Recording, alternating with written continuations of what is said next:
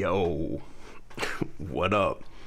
It's your boy Drew, and you're checking out that Drew World Order Live. Tonight, live, is this QOC on Fox News? We will find out later.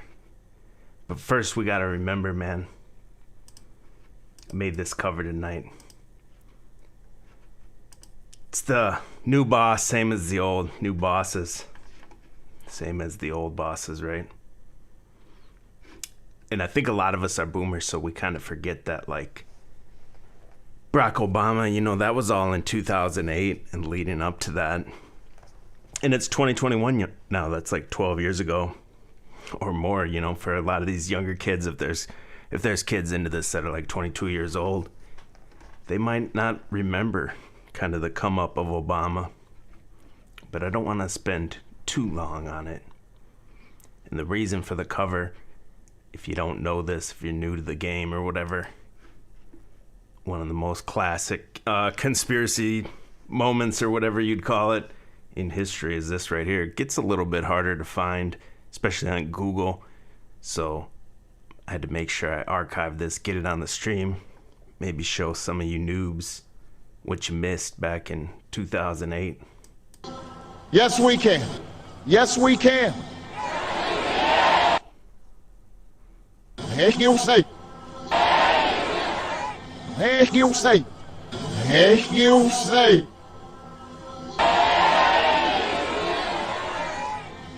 Heck you say. Yes. Thank you, Satan. That's what it sounds like to me. But this guy here, man, this was one of the greatest conspiracy villains of all time. He's still, to this day, everyone's still talking about this guy. And it does seem like this guy will definitely come back into the spotlight someday in the not so far future because he's just so young. The people love him, you know.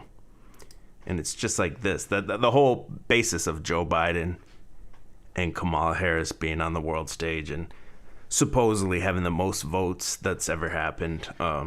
It's all based on the backs of Obama. Obama is the leader of what you would call globalism, New World Order, any of that kind of terms that they talk about in these circles.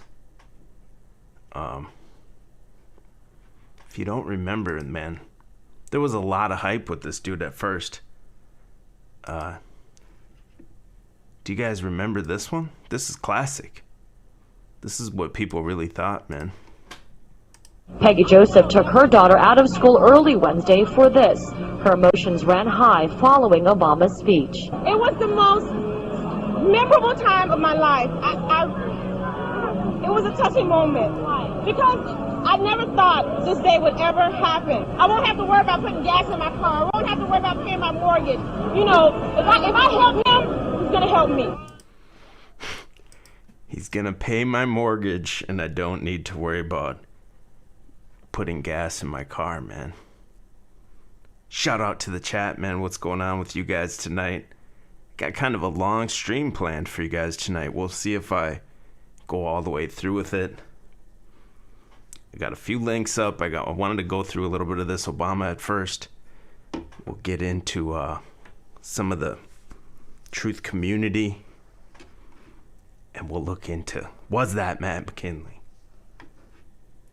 on what looked to be Fox News. We'll do a deep dive on Matt later. We'll see what turns up. Remember the Obama Youth Brigade? You guys remember this? This is from 2009.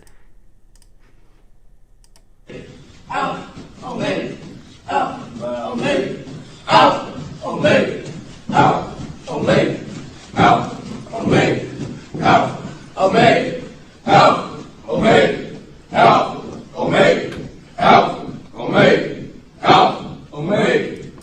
Alpha Omega, they're saying, so they don't look to be the fittest bunch ever. But to me, the Alpha Omega, that's what my interpretation has been of this whole thing. They call the C19, the 1 and 9 being the Alpha and Omega, the beginning and the end, the same thing as an A to Z, like Amazon or something. I feel like that's part of what the code is for that. as it's obviously being used to launch a great reset. Alpha, Omega, Alpha, Omega, Alpha. Because of Obama, I'm inspired to be the next doctor. Because of Obama, I'm inspired to be the next lawyer. Because of Obama, I'm inspired to be the next automotive technician. Because of Obama, I'm inspired to be the next chef. Because of Obama, I'm inspired to be the next architect. Because of Obama, I'm inspired to be the next engineer. Because of Obama, I'm inspired to be the next fireman. Because of Obama, I'm inspired to be the next architect. Because of Obama, I'm inspired to be the next chemical engineer. Because of Obama, I'm inspired to be the next entrepreneur.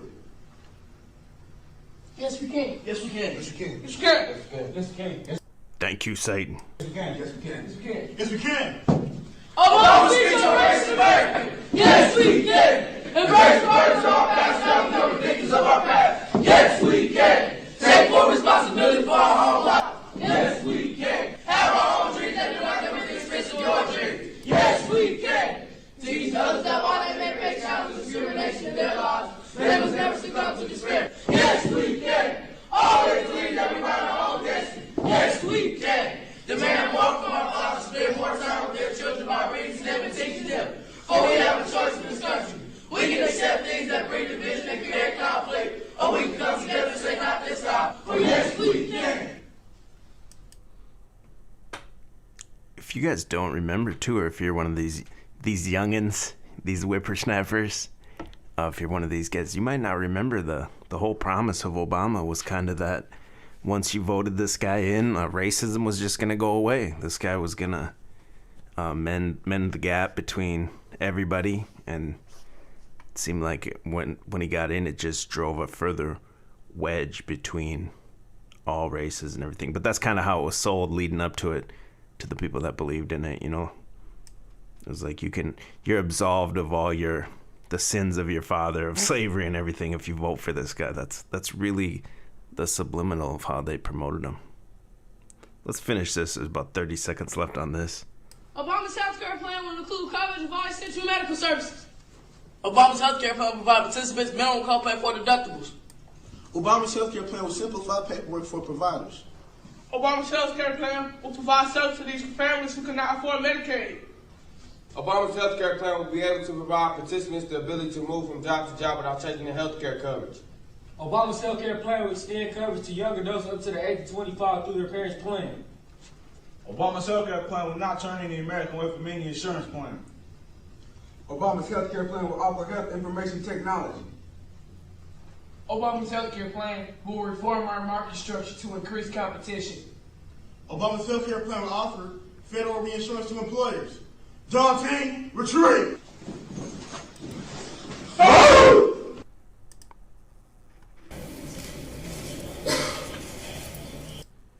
That was just too much for me there.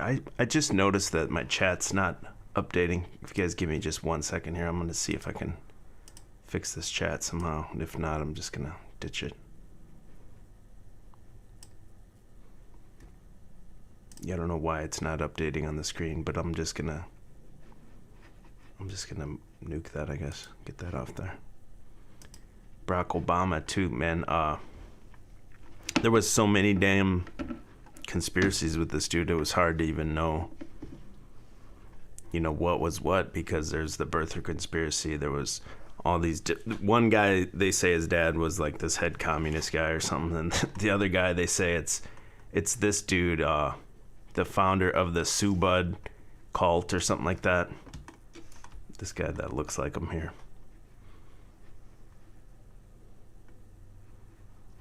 And then they also had, there was tons of stories about his mother too. Like she had like posed for racy pictures and all kinds of stuff like that. It says, is this the man, the Subud founder, Barack Obama's real father? I mean, it kind of looks like him, but how would you ever know? And yeah, there's his mom and everything. But I think this guy was kind of put on there on the world stage to get you into these mysteries and everything like that. It's just like 9/11, how that was there, and it's so intentionally bad. It's like defying the laws of physics. It's in my opinion, it's there to force you to go into all this information and dive into these rabbit holes and everything like that. When you look at Obama, that's a perfect example of it, because there's like 20 million conspiracies with one dude, like different people. This guy, they say was his dad, and I mean, how would you ever know? There's no way you'd ever know. But it gets you into the Twitter memes with the James Bond supervillains like George Soros, and it gets you into Hillary Clinton frazzle drip. If you got into the truther or the birther thing, then you were probably one of these into all the QAnon type things that were out here, you know what I mean? The Subad symbol, what is this? This looks like the Flat Earth UN thing to me.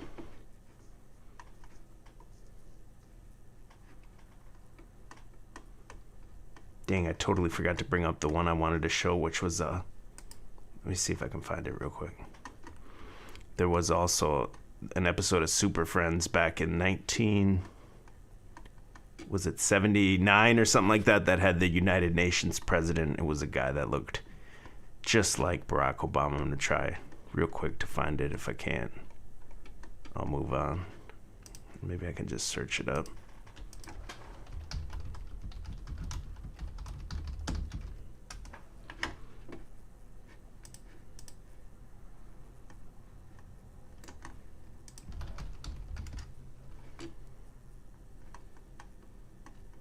It was like a light brown skinned dude. He looked just like Obama. Maybe I can find it later. I'm just going to keep it moving. But when you think about it, back in whatever, late 70s, early 80s, whatever that was, like black president or anything like that, it was kind of unthinkable back then. And then they already had him as the UN president, or a guy that looked exactly like him, I should say.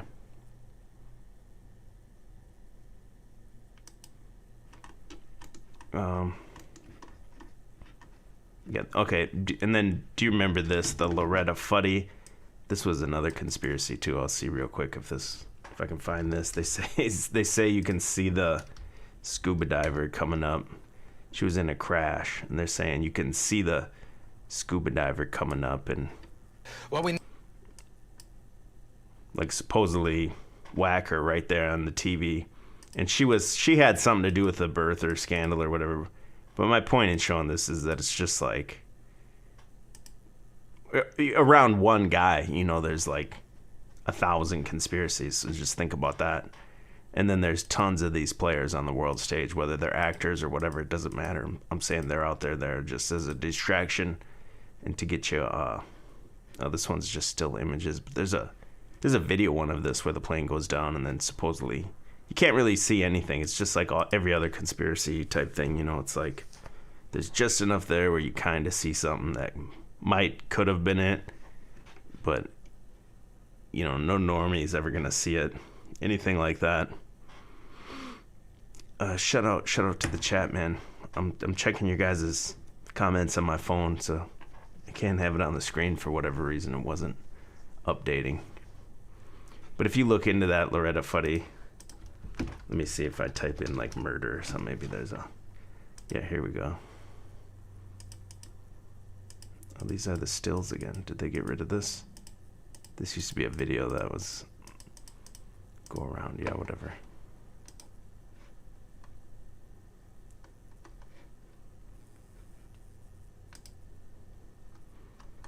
You can look into Obama's family forever and never come to any conclusion. I think that's the point of it. Here's more of it.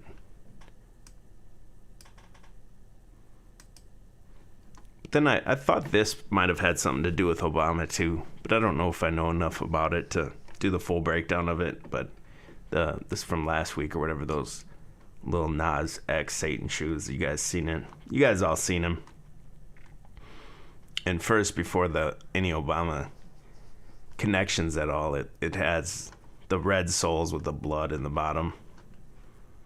And that's just like the conspiracy trope too of the Pope's red shoes and everything like that. That's one of those lower level like conspiracy, entry level conspiracies where basically what they say is all these red shoes these like cardinals and popes and stuff wear, it's like the red is leather from like a victim. No, I don't believe this. I'm just saying.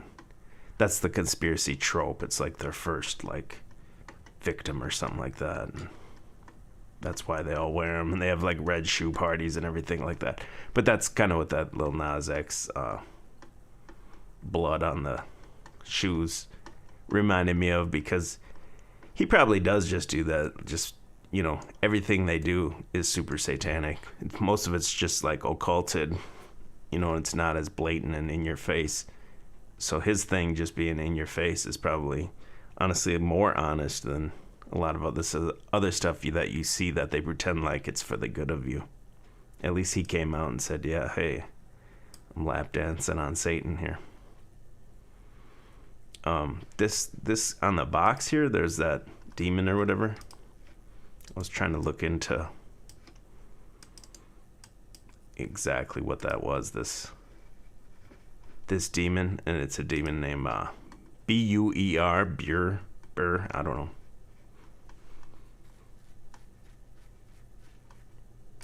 I don't know much about all this demonology, grimoire type shit or whatever. But he teaches moral and natural philosophy, this demon. It says he is described as a great president of hell. So that's kind of why I was thinking this had to do with Obama. There's one more thing too I'll show you. But it says he has 50 legions of demons under his command. He appears when the sun is in Sagittarius. Like Chiron, this chief centaur of Greek mythology, he teaches natural and moral philosophy, logic, and the virtues of all herbs and plants, and is also capable of healing all infirmities, especially of men, and bestows good familiars. So he's from the president of hell, this guy. Buer, B-U-E-R.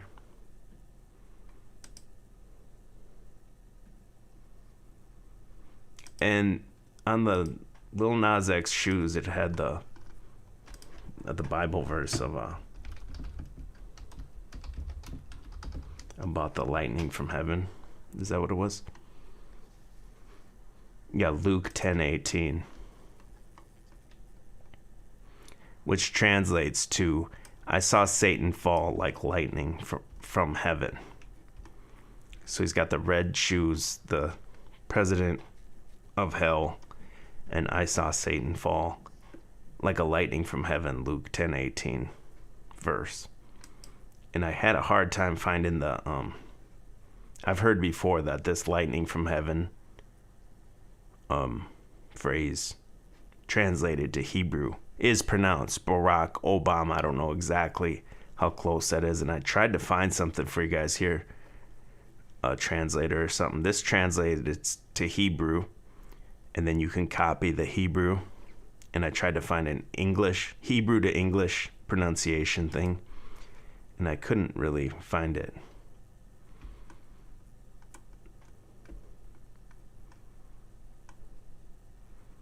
Surprisingly, what does this say?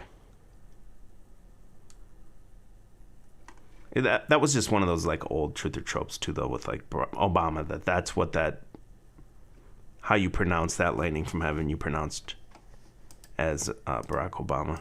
But I'm unable to substantiate that.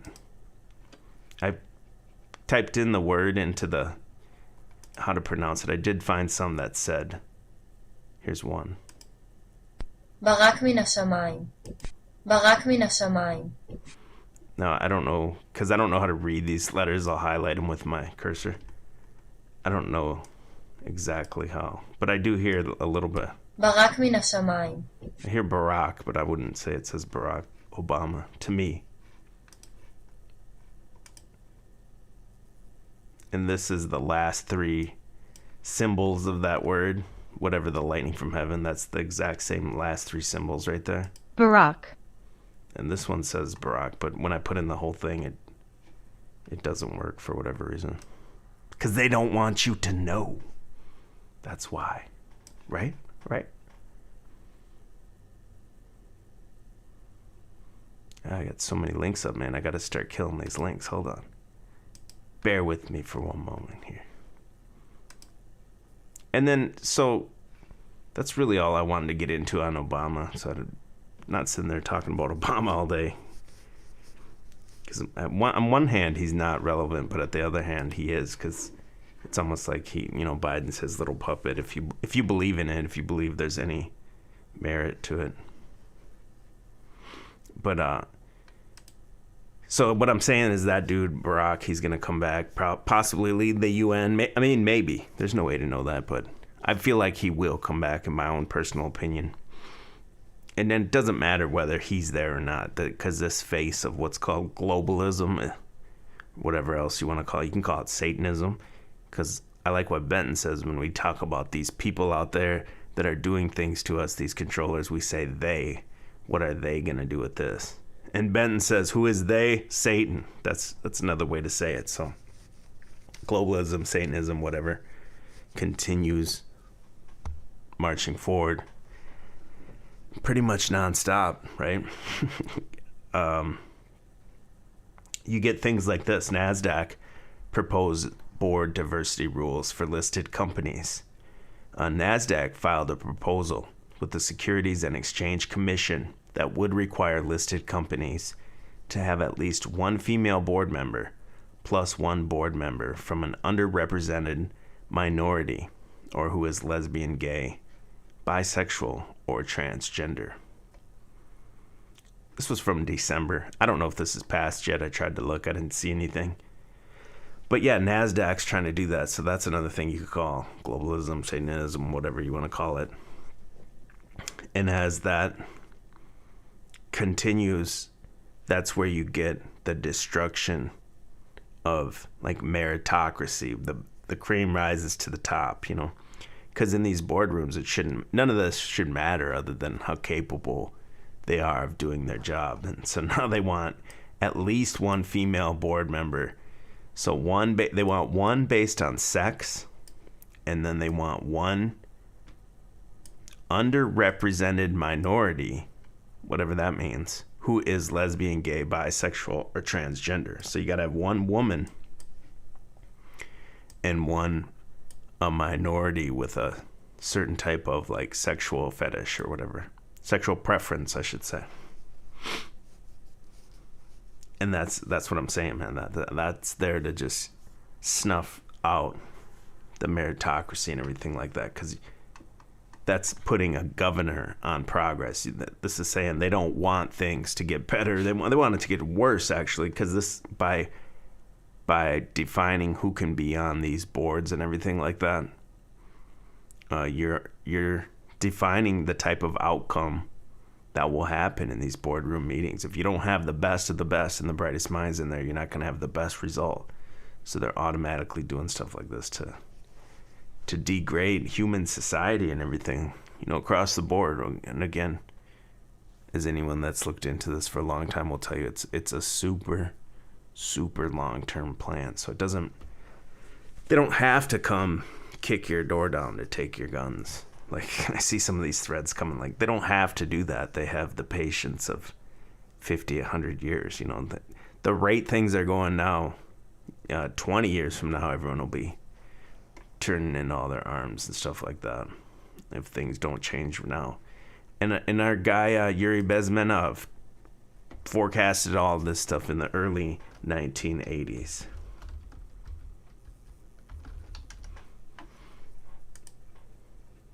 If you guys don't know Yuri Bezmenov, if you're new to this stuff, this is definitely a name you got to plug into YouTube and watch some of his older speeches, man. And he tells you people will not be able to process information anymore because bad people were in here taking control of entertainment system, the school system, everything that your kids look up to, and puts in ideas that are against your own human nature into the culture. It makes you want that as the young kids, the subversive. It starts in the 70s with, what is it, Steve Miller Band, I'm a smoker, I'm a joker, I'm a midnight toker. It starts real lighthearted like that. And by 2021, it's Cardi B and they're scissoring on the Grammys, and Little Nas X is lap dancing Satan and everything like that. The super slow creep and erosion of morality on the world stage.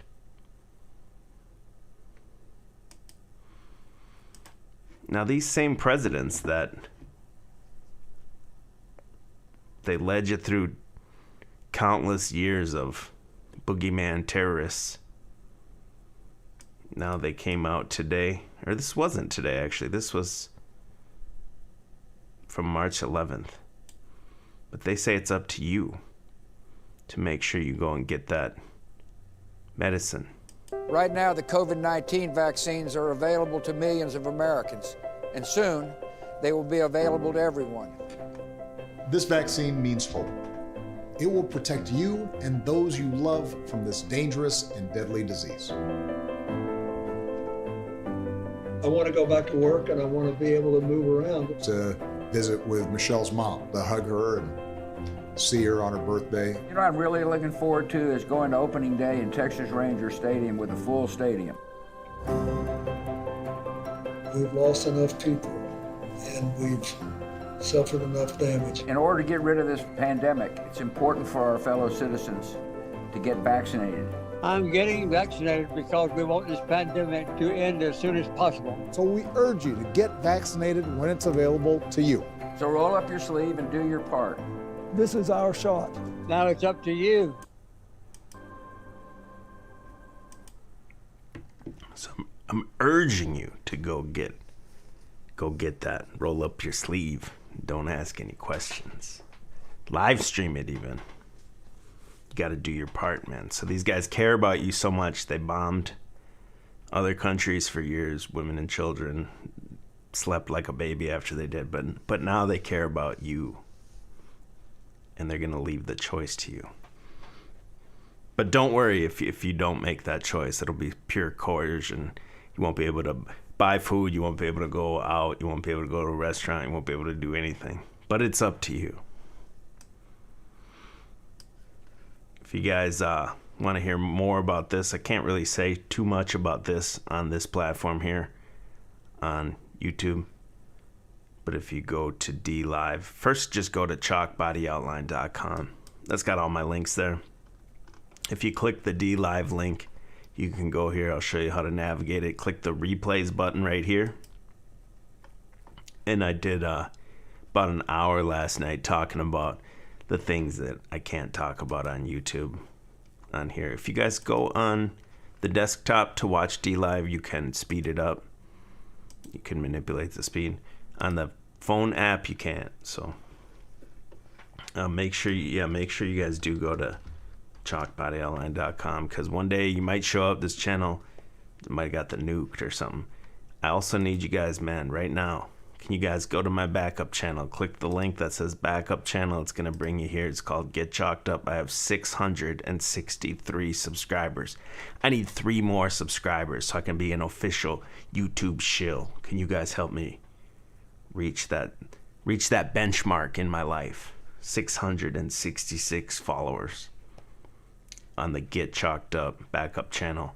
Also, this one was really good. I showed a movie called Hamburg Syndrome from 1979 and how it relates to another movie from 1981 called The Wave. And basically it's what's outside your window right now when you add those two movies together. But I'll use this platform or the backup channel for now to kind of piece clips out of, if I pop little clips out of live streams or something, I think I'll put them over here. So man, if you guys can get me up, want to be that type of shill, man. Also got the merch tab up top, man. 20th anniversary edition shirt right here. Established in Minnesota, 2001. chalkbodyoutline.com. Comes in black or ringer. You'll be the envy of the party there with that. Let's see if I can show you guys something here. Is this it?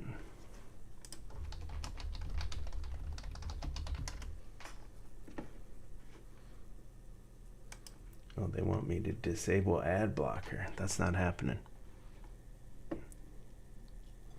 I'm trying to find the date. I know the date. It was it's been 19 years since I've had this URL I've owned.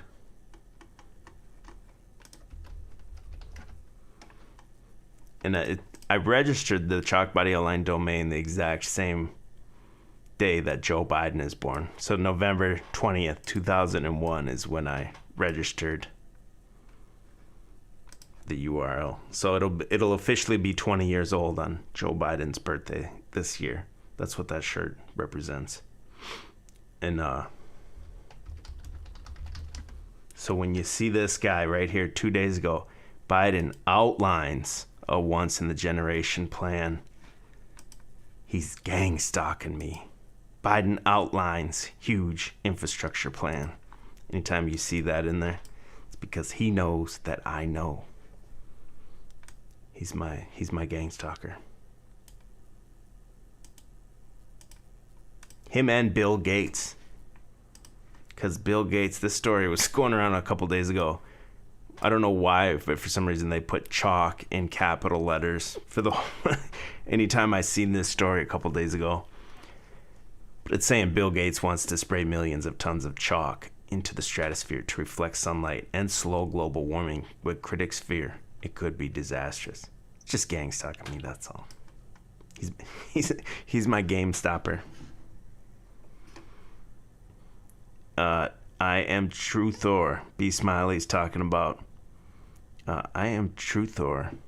That's some deep rabbit hole stuff there if you guys are onto that. But this, let me just blast through this. I'm just kidding.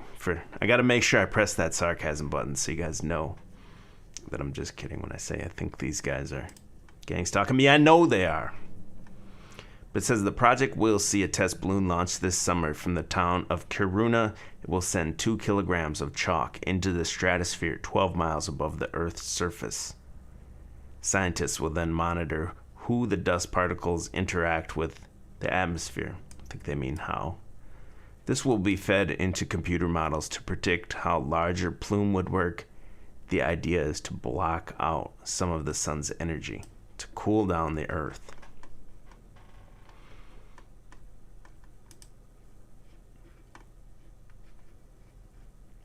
Sounds like bullshit to me. I don't know. I'm down with the IPS auto hoax. You just say something's bullshit, you'll be right 9 out of 10 times. It is kind of intellectually lazy, but if every single thing is pretty much a hoax, and they're getting you, they've been doing the chemtrails for years and everything like that. They're never gonna admit to it. What else do I got here, man? I got a bunch of links here, man. This one was interesting. There was 2 or 3 fires. There are 3 fires that were set at Masonic lodges in Vancouver, and there was like a stabbing that was there like a couple days beforehand. This says a 42-year-old man faces arson charges thanks to a bit of luck for a Vancouver police officer after 3 Masonic lodges were set on fire within 90 minutes early Tuesday. But before the suspect could be arrested after the 3rd fire in East Vancouver, he fled after getting in a physical fight with an armed off-duty officer who happened to be in the area, said Vancouver police spokeswoman. What does that mean? Constantine? Tania Vicentin. The man was arrested 2.5 hours later. Vancouver police are preparing the recommendation for charges. Police did not release the name of the suspect. So yeah, there was like some stabbing right before that.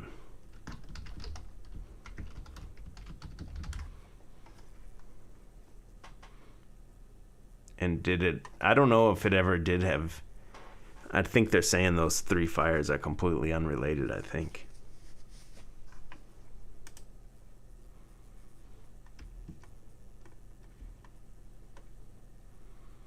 A stabbing rampage, it said, happened outside a busy North Vancouver library. Investigators are still trying to figure out why a Quebec man attacked 7 strangers, leaving 1 woman dead. There was flowers placed in a makeshift memorial. Motives have been ruled out, but the reason behind the senseless violence remains a mystery. Yannick Bandaugo, a 28-year-old man of no fixed address, was arrested at the scene Saturday after stabbing himself. He made a brief video appearance in provincial court in North Vancouver Monday and has been remanded in custody until Thursday. Shout out to the chat. Sorry, I'm just taking a break to read the chat here. Fortunately, it can't be on the screen. I don't know why I can't do that. This guy looks like I would trust this guy here if I seen this guy coming towards me. Tattoo all on the side of his head. Yeah, I wouldn't think twice to get right next to that guy. The fires are interesting though. Here's another weird article. Child unknowingly tweets from U.S. Nuclear Command's account. The U.S. Strategic Command, which manages the country's nuclear weapons, has explained that a cryptic tweet posted on its Twitter account was posted unknowingly by a child.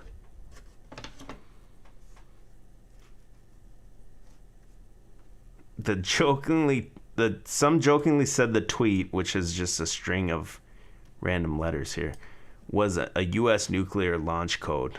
Others that the Pentagon had been hacked, and some thought it was a signal to political conspiracists.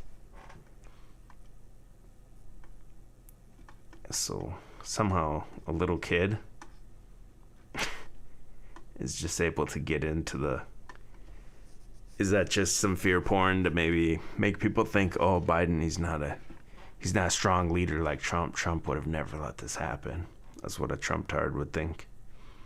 And then, I don't know. It just seems pretty wacky story to me that some kid's going to get down there and start tweeting. Yeah, and Dark Glasses Woody said, I thought the nukes were all on floppy disk. That's a good point because they do say all the nuke codes are on, what do they call it, 3.5 floppy disk?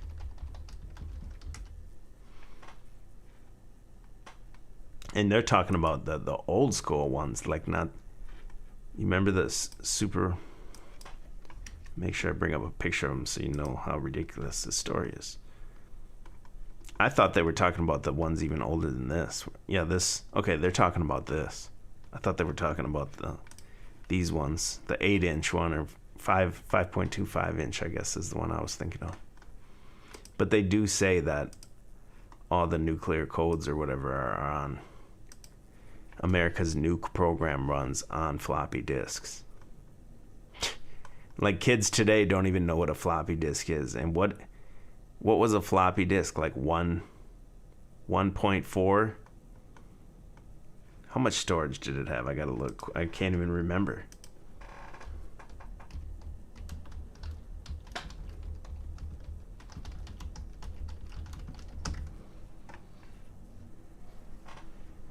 .800 kilobytes to 2.8 gigs. Yeah, the standard was 1.44 megabytes.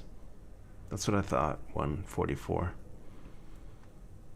But I don't know how they can say it says anyone born after 95, the floppy disk is better known as a thing that resembles the save icon. That's funny to me that there's people that have never even seen these and they only know it as the save button. To the Pentagon, it's the gizmo that controls America's nukes. A report from the Government Accountability Office finds U.S. government agencies spend $60 billion a year operating and maintaining outdated systems, 3 times more than is spent on upgrades, per CNN. One such system, the Pentagon's IBM Series 1 computer, which uses 8-inch floppy disks in a legacy system that coordinates the operational function of the nation's nuclear forces, including intercontinental ballistic missiles and nuclear bombers. For you youngsters, the big floppy disk were the precursors to the 3.5-inch ones before the CD came along. So yeah, you went from the small floppy disk, 1.44 megs only, and then you went to the CD and the rewritable CD-ROM, which had 650 megs of data. So the available storage to a computer consumer back then, you know, it jumped like 500 times almost overnight, pretty much, once those CDs rolled out and got cheap enough where you could buy a CD burner.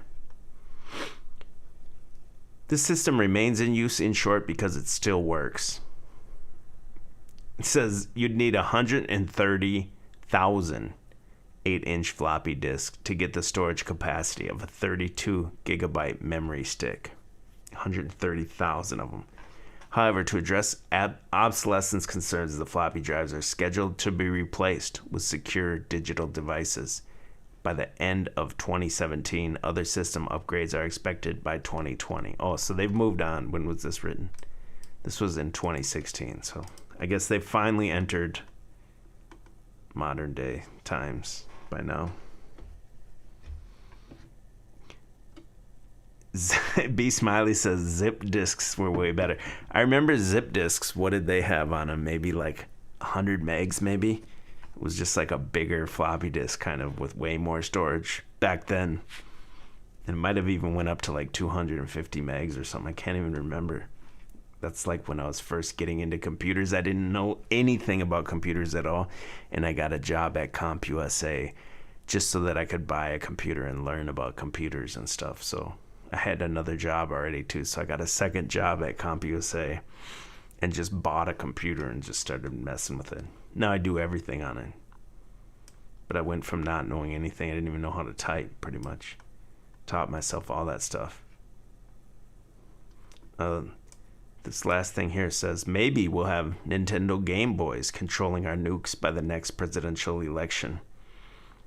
Quips CNN's Jake Tapper. Well, didn't the Game Boy, it was like the computing ability of a Game Boy is what they say was on the lunar module that landed it on the moon in the 60s or whenever they went.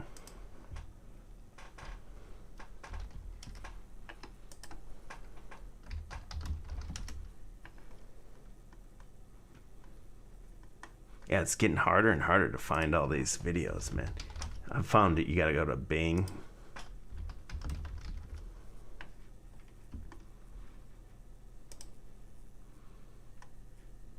This is the one I'm looking for here.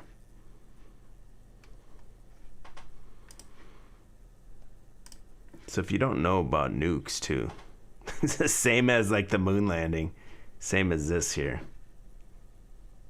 Same as this. They're all Hollywood studio productions. If you look at this, this is just that's like a model. These are like little models, possibly even CGI or something. Because look at that. Blows this thing to toothpicks, but the camera doesn't even flinch an inch. The camera doesn't even wobble or anything like that. And they just show you a shot, they cut away, and then all of a sudden all the trees are in a perfectly straight row. It's just Hollywood fakery before they were even hip enough to see. They just show this, some trees in a perfectly straight line being blown one way, and then they show you like some chopped down trees. Look at all this stuff. You gotta learn to be visually literate now. It's 2021, man. Back then, they had an excuse. That looks like the sun rising to me. They just filmed the sun rising, and they told you it's like zoomed in or something. And then they put some weird effect in there or something. And then the solution they gave you back then was duck and cover in your room. This thing's gonna blow apart the entire continent. It's gonna radiate everything. You won't be able to even breathe or leave the house. But if you get under your desk, you'll be fine. The same thing they do today with like when they train the kids for if there's like I don't know what I can say. A madman comes in their school, you know, they just huddle them in a corner. Lock all the doors, lock all the windows. When the reality would be, you'd open every door, open every window. You'd be telling kids to jump out of every single window and scatter instead of just be sitting ducks. This guy isn't this the Oppenheimer dude? This guy looks like a demon to me. I've always thought that guy looks like a demon. And so when you tell someone that the nuclear is not what they tell you it is, or atomic energy and atomic bombs, that's what they'll always say. The same thing, the same argument they use for the 19 or whatever. They'll be like, well, say that to one of the victims or something. So if you say it's not what they say it is, they'll say, try telling Nagasaki that. It doesn't mean they don't have bombs. They have huge bombs that can like tear shit up. But it's not what they say it is. That it's just going to go off and forever. No one will ever be able to inhabit that land ever again. You got Chernobyl is full of vegetation and there's wildlife there. Fukushima happened like over 10 years ago. Nothing happened. They said like, oh, all the fish would be dead and everything in the ocean. That's been 10 years. Maybe even more now. I don't even know. But yeah, this is just all Hollywood. And they want... One of the tricks seems to be they want you to think that they're way stronger than they really are. They have way more abilities to do stuff than they want you to think there's a guy, unhinged guy like Trump, or a guy that's got dementia like Biden or someone that you can't trust, an untrustworthy person has their finger on a red button that can just destroy everyone in the push of a button, you know what I mean? That's what they want you to think. Cop that shirt. What else do I got here? Chauvin trial's been starting. I'm thinking about going down Easter Sunday morning and go down to St. Fence Memorial in downtown Minneapolis. He's been canonized, so I wanted to go down there and spend Easter Sunday. I don't think I can talk about this on here. Like I said, go to DLive. You can hear me talk about all this stuff. Go on the replay section on DLive, because all the ones I do on DLive just stay on DLive. I'm not going to back them up and bring them to BitChute or anything like that. But I'll talk about this topic there. There's a little headline for you, though. Stuff like that. This guy here, I talked about a little bit and how they got the card coming. And to me, that they're already planting seeds in the news about people are forging these. And that's going to be to get you onto the digital so they can say, hey, man, too many of these are flying around and we can't risk people's health. So we got to make sure it's all on a digital, it's on your phone and stuff like that.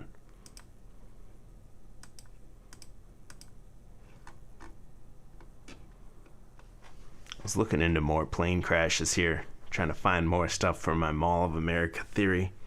Maybe I can get into that a little later tonight. We'll see. I want to make sure I get through all the main stuff I had on here. They did have that story that I wanted to talk about that had the Microsoft had the HoloLens contract. Microsoft wins U.S. Army contract for augmented reality headsets worth up to $21.9 billion over 10 years. Microsoft will deliver to the U.S. Army more than 120,000 devices based on its HoloLens augmented reality headset. The deal could be worth as much as $21.88 billion over 10 years, follows a contract Microsoft received to build a prototype headsets for the Army. The Pentagon comes a year and a half, or the contract comes a year and a half after Microsoft won a cloud contract from the Pentagon that could be worth up to $10 million. So you see they got the kids at home playing the video games, playing the first-person shooters. They're out here playing Valorant. They're out here playing Call of Duty, Warzone, all that stuff, right? And that translates to this. They're going to go to the Army. They're going to get this VR headset on here. It's going to be a seamless transition for these young kids that grew up 10 years old. They've been playing Call of Duty every day for the last 8 years. You know, I want to see what this little video is. I think the music is where they get me. Does it show you any of the tech or anything? And is this the same tech they had the Marina Abramovich commercial on? I think it is. She had a Microsoft commercial, and I think it was the HoloLens thing here. Let me look it up. Oh, they fight, rehearse, and train in one system. So it's no different than the HoloLens is $3,500. So it's the augmented reality where these things overlay on top of the reality that you're looking at, like the Iron Man computer that he just sees in his sight. But it'll be just like a simulation of the flight simulator. Because I was reading a story the other day that said these pilots aren't getting enough hours in because there's less flights. So they have to maintain so many hours to keep their license. So a lot of these pilots now are going back into flight simulators, like long-term pilots. So this will be the same kind of thing, but for soldiers, I would think. But they even have stuff like this. Well, let me look this up quick here, too. I don't know how to spell this lady's name, Marina Abramovich.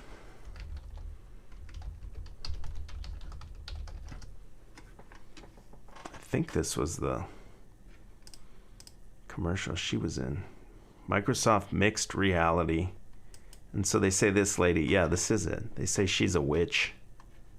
I believe that art of the future is art without objects.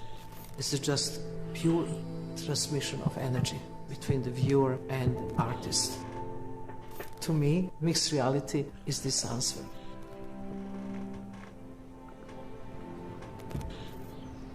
This was a unique opportunity to take the most legendary artists working now and capture them in such a way that they are translatable forever. No one's heard of this lady. They call her the most legendary art. The only reason they've heard of her is because they put her in conspiracy memes to that community and said, oh, she made a cake made out of a human, or shaped like a human. There was always question what you... I just want to see what this tech is supposed to look like. By the additional photographs. Here, you actually can have the artist's presence in your collection. The first thing that we had to figure out was you had to feel that you were in the room with Marina, not a document of Marina. So HoloLens 2 was created by people who quite clearly have an interest in the audience forgetting that they are using technology. So the purest expression of artistic intent can happen. I really want viewer to be with me in the space, in here and now. The life is dealing with what is going to stay after I'm not there anymore. And I can face myself. And that's a frightening experience. Really like you facing your own ghost. There is always this great idea of immortality. Once you die, the work will never die because the work of art can continue. In performance, the piece is only in the memory of the audience and nowhere else. Here, I am kept forever. Satanic witch, spirit cooker. You can own her NFT. And own a piece of her forever. I see Hoovman in the chat. What's up to the Hoovman? TC. Go find the others. What's up, my guy? Jurassic Liars. Got a heavy hitter in the house. What's up, y'all? Let me get through a few more of these links, and then I got some business to get into. Okay, we did the presidents. Watch this dumbass here. Anti-capitalism protest today at Chase Bank in Manhattan. It's from a little bit earlier. I'm worried about... I feel like it's always the sound on the Twitters that get me. Because they know what kind of accounts are pushing this. And then that's why it's out here, you know. And then they link it to the sound. The algorithm hits you with the sound and gets you. Here we go.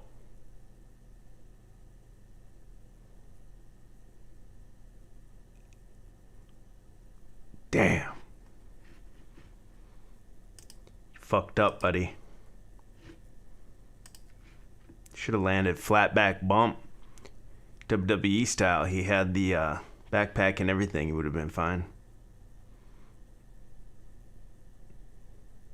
Come on, man. Jeff Hardy would have ate that bump like nothing. Would have been nothing to him. And this thing, it says, was organized by something called Extinction Rebellion. I don't even know what that name is supposed to mean. Reducing their emissions. They poured billions and billions of more dollars into projects like the Line 3 pipeline. People, we are running out of time. Yeah, Biden's dog's biting everyone, or what? That's gotta be. There's gotta be some like occult undertone to that story or whatever.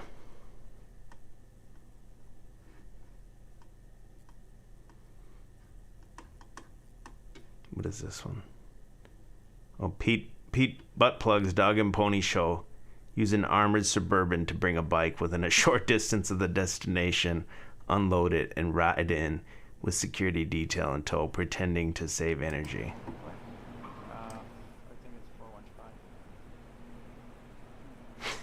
So he has him bring the bike like down the street and around the corner or something. Look at this guy, even the Secret Service dude, he's got like double mask on.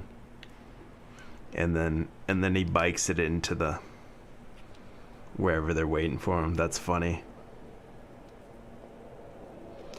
Brookline G says Extinction Rebellion is a British enviro terror movement started by London baby boomers. I didn't know that.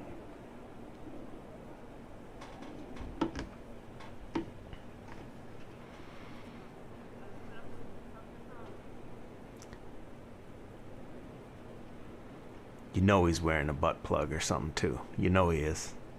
Pete Booty Gig, Butt Gigger, Butt Chugger. And then his daddy was a communist. And man, I played this last night on the D Live, but you gotta hear it, man. I gotta play it again, even though I'm not even commenting on it. I'm just gonna play you what CNN played. This is must see, so hopefully you've seen it already, and if not, here it is. Clear to them that the vaccine is the ticket back to pre-pandemic life. And the window to do that is really narrowing. I mean, you were mentioning, Chris, about how all these states are reopening. They're reopening at 100%. And we have a very narrow window to tie reopening policy to vaccination status. Because otherwise, if everything is reopened, then what's the carrot going to be? How are we going to incentivize people to actually get the vaccine? So that's why I think the CDC and the Biden administration needs to come out a lot bolder and say, if you're vaccinated, you can do all these things. Here are all these freedoms that you have. Because otherwise, people are going to go out and enjoy these freedoms anyway. Clear to them that Make sure you get it, man. Get in line. Go to your local Target. Make the appointment. Roll up the sleeve. Be a good little soldier. Do it for grandma. I gotta play this one more time. This is one of my favorites. This, to me, is right up there, 1 and 1A with George Bush and the school kids chanting "Kite, Steel, Plane, Must Hit" or whatever. One more time. Yes, we can. Yes, we can. Heck, you say. Heck, you say. Heck, you say.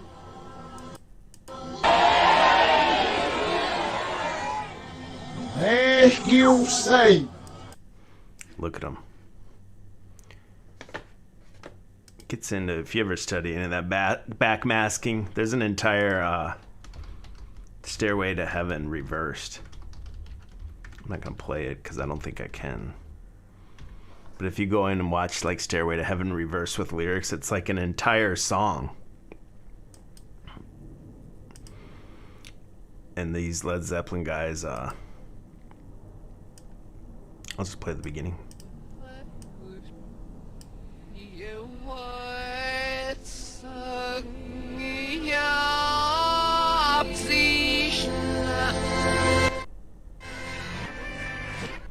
I don't know how the algorithm works with like reversed music. I don't know how much I can play, but it's super interesting.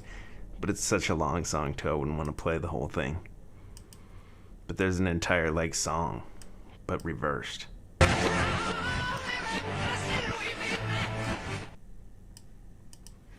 And those Led Zeppelin guys lived in Aleister Crowley's house.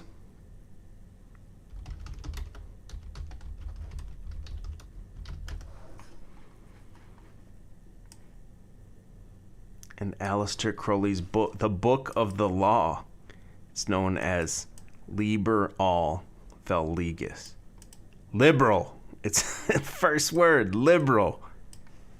I think that's what they do, man. They use these backmasking, all kinds of crazy stuff like that to create a type of person that we would probably identify as like a liberal that's completely possessed by like an antichrist spirit, constantly making choices against its own best judgment. And those are the people that are in the reality with you that are the Agent Smiths or whatever. Whether this Crowley guy is real or anything, like I'm saying as like a concept. Who knows if he was even a real guy ever. I'm saying as a concept, that's kind of how they do it. And then you get an entire planet, whatever you want to call it, with people wearing masks overnight and stuff like that, because that antichrist spirit just takes them over. All right, man. Damn, I'm already an hour in. Long stream tonight, guys. Long stream. All right, man. Now listen, I told you guys we were going to get to this. Is this QOC on Fox News? I don't know. But before we do that, I wanted to go in. I think it's interesting from kind of a psychological standpoint. Well, first, you got, I know there's all kinds of these, there's like news articles or like websites really that are all about streamers. Before I go there, let me back up a little bit. And I've talked about this before, and it maybe 2 or 3 times, and each time I've talked about it, it's been streams that I had to pull down. So I do want to say it and just have it out there on a stream I'm gonna leave it up. But I wanted to talk about, like, why is there no like truther platform for all the people you would call truther or whatever? I know some people are talking about Odyssey now and stuff like that, but that's not what I'm talking about. And I've compared it when I've talked about it before. I won't spend too much time on it, but like on Image Comics in the 90s, these guys were tired of working for Marvel and DC, so what they did is they went and started their own thing called Image Comics, which is just a publisher, and that's all it does. And so each person that works for Image Comics, they keep the rights to their characters. So you got guys like Spawn, Savage Dragon, even Walking Dead later came out of Image Comics, and those creators own the creation that they made, right? Image just publishes it for them and takes a real small percent of what comes in, and the creator keeps the rights. But why is there not something like that for so-called truther community? If we all understand all this stuff, like, I don't want the rights to anyone's work or anything like that, but you got all these different people, you know, Call for an Uprising, Richie from Boston, Days of Noah, what's High Impact Flicks, all these guys, they either have their own website or they have a Patreon or something like that. And everyone's, you know, I even have a little paywall, $5 a month if you guys want to join. I do a stream every Sunday afternoon, call-in stream for the members. But everyone's got it. But if everyone could get together and have one platform that's like one of those over-the-top platforms, people could put it on their Roku or their PS4 or whatever and watch it on a real TV. And that way, in the end, it would be cheaper for the consumer. It'd be like $10 a month or whatever for all these different truthers or whatever you want to call it. You could have all the different people on there, and like a freedom of speech type thing. And it would be different than that My Pillow guy. He's coming out with one called Frank. He said it can hold 1 million people. But to me, that's like a honeypot. You know what I'm saying? I'm not talking about a Twitter that's for the right wing. That's not at all what I'm talking about. I'm talking about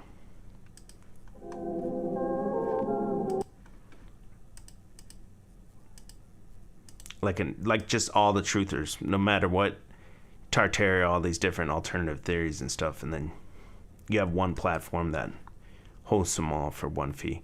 Anyway, if anyone knows any other like truth channels that think that would be interested in that, share this idea with them, man. And because now what's happening is we're all working for YouTube, so even the people that aren't monetized are making money for YouTube, and YouTube's the oppressor, YouTube's the censor, and you can't even talk about what you want to talk about on here anymore.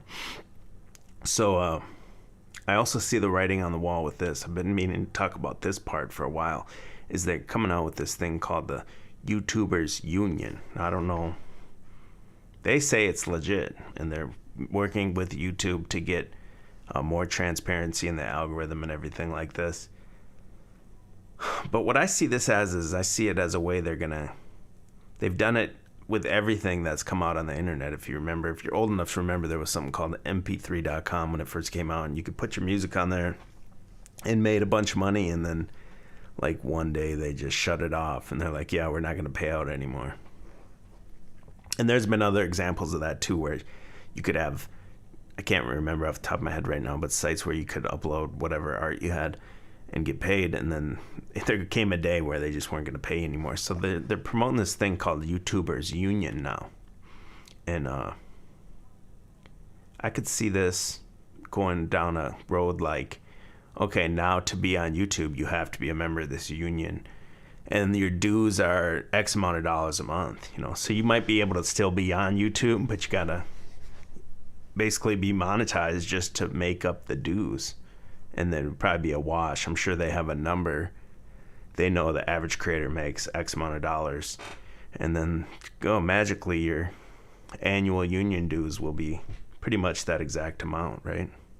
But let me play this just a little bit, kind of skip around, so you get an idea of what this is. And this is something that's been building up, and it's still growing. FairTube. In August 2019, we started our campaign as a joint venture between the YouTubers Union and the IG Metal, with great global feedback from creators, journalists, trade unions, and also from the YouTube community. In this video, we want to do 3 things. First, we would like to look back at our original demands and shed some light on what actually happened. I can already say that we were able to achieve many things, but also a lot remains to be done. Second, we want to inform you about a very major step for our movement. We are taking FairTube from just an informal internet movement into a full-blown registered association, giving us a whole range of legal and factual opportunities. Third, we would like to introduce you to the team here at FairTube, a small group of very dedicated people that are working very hard for the rights of crowd workers such as YouTube creators. The one good thing YouTube does is protect your copyrights. I'll get into that next after this. This guy apparently is some famous like axe throwing guy on YouTube. I didn't know that was like a thing, but that's what he's famous for. He has like a bunch of subscribers on there. I wanted to show you guys this lady here. Years of our cooperation. Christiane, are you happy with our achievements so far? Yes, we made a great impact. The amount of press and feedback from all sides exceeded my wildest expectations. So that was clearly a bombastic success. Is that not Elizabeth Warren, or am I tripping?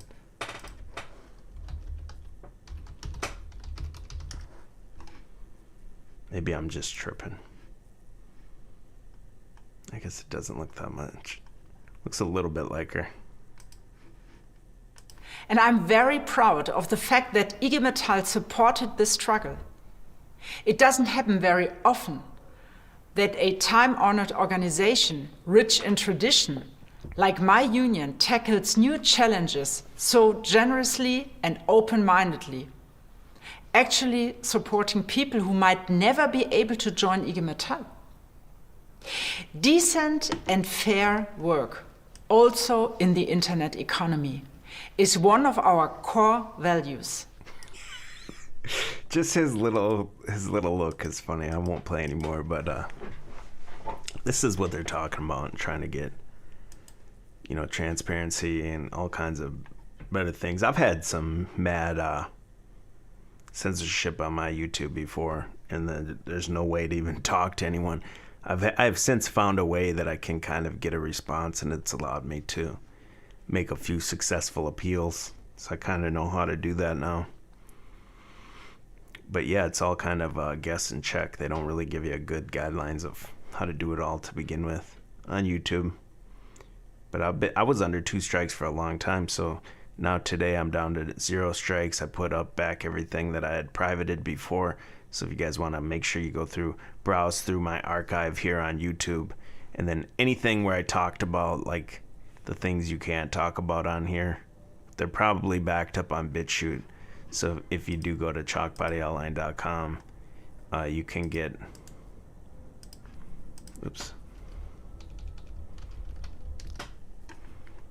go down to the BitChute link here, and that's where all the ones that aren't even on YouTube anymore are on the BitChute.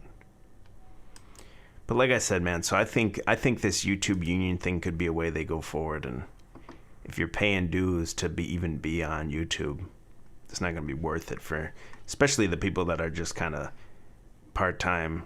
You know, there's got to be millions and millions and millions of YouTube pages, and that'll kind of eliminate anyone that's on there not doing it seriously, if they do to go that route. But I do think it's I wanted to talk about next. Oh, wait.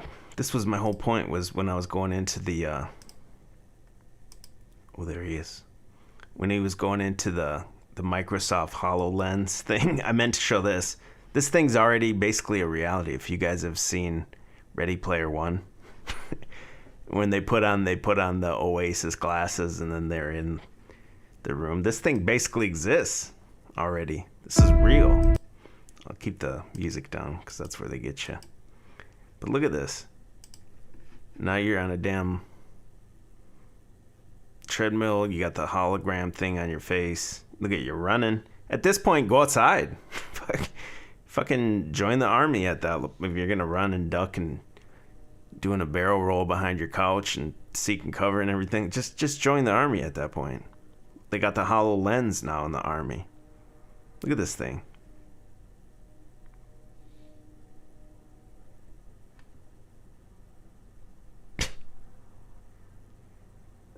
There was that like Tony Hawk Pro Skater game too that came with like a skateboard and stuff, and I'm like, dude, just go outside at that point and just skateboard. It's becoming so realistic that it's like you'd be better off doing the real thing. Video games, you used to sit on the couch and just veg out. Now they're selling you a G Fuel for all the endurance and focus you need. For esports, they even call it. Look at this thing, so sleek. It fits in your workout room. Even in your living room, it doesn't look out of place. Only $2,000, I guess, for something like that. Yeah, $2,000 to play Call of Duty or something like that. Let me check out my chat real quick since I can't see it on the screen. I wish I could. Maybe I can. Yeah, I guess I just gotta come in here and click that. What's up, Layla Hoover? JT. Yeah, the Oculus Rift, basically. Alright, man, it's been over an hour. Let's get into this. I got a stalker, man. Some of you guys might have heard me talk about my stalker. It's a guy named Truthless. if you look here, man, he's got 1, 2, 3 in a row here, man, about me. 4 in a row. Holy cow. 3 in a row, that's a turkey in bowling. So what's 4 in a row? So me and this guy here, man, Truthless. We've had some beef for a while. What he did is here, I probably can't play any of it because he's going to be a little bitch about it. But he uploaded my entire complete video that I had, the 100th episode that I did. He uploaded that. He's got Quantum of Conscious full video uploaded here. But here, this is kind of a long story, long feud, but I want to get into it. So that way, if anyone's... people have asked me about it if you did want to know, and then I like it from kind of like the psychological aspect of it, how some of these people, men, think, and how these people, even in like what they call truth community and stuff, these people are, there is no real truth community, you know what I mean? There is some great people here in the chat right now and everything. I even know the names that have been in here for a long time, the OGs back when my channel was small and stuff. So there are a lot of great people, but then there's like unhinged people like this too, and the amount of time I got to deal with this. So this dude uploads my entire video, and that's what I was saying. YouTube like does a pretty good job of protecting your copyrights, and so of course I filed a copyright claim on it, right? Obviously, because me and this dude don't get along. And but what I don't like too is you got people in his comments saying, so did you come up with this idea he's presenting or what? I don't get it. No, he definitely didn't. This is my own video. And he's done, it's just a complete, there's no commentary on it or anything. It's just a complete 100% re-upload. And so I filed a claim on it, and YouTube took care of me. But now it's back up. So I gotta eat this guy alive, I guess, right? Because I'm not just gonna let someone upload my work and stuff like that. So real quick, let me kind of lay the groundwork of how this feud started, if that's what you wanted to call it. So there was when I started the Discord, this guy here named Truthless, he started coming in. You'll always see him in the truth community. He's in people's chats with this Hulk avatar. And there was a chick I used to do videos with, if you guys remember, the British chick. And her name was Alex, Ascending Tribe. And it says, this guy would LARP. Truthless here, he would LARP like he's some kind of like Matt's manager or something like that. And like, I don't believe it at all, but that's kind of, he would never say that either, but he was kind of heavily suggest like, oh, if you want to stream with Matt, like I can make it happen, basically, in so many words. But in this one he writes, it's not what I do, it's not what I am. Some people hold keys. You and Drew want them. This is an email he sent to Alex. You can never have them. It's written in stone, Alex. The fates. I need not say any more, do anything. Enjoy the ride. It's for longer than this lifetime. Life is too short, not short enough for those that hurt others to remain relevant, popular, and the want to earn money and get bitches to fuck. And then he posts this weird picture. So Alex got like creeped out by this, and she thought this was like supposed to be her. And so here's how it all started real quick, and then I'll show you some of the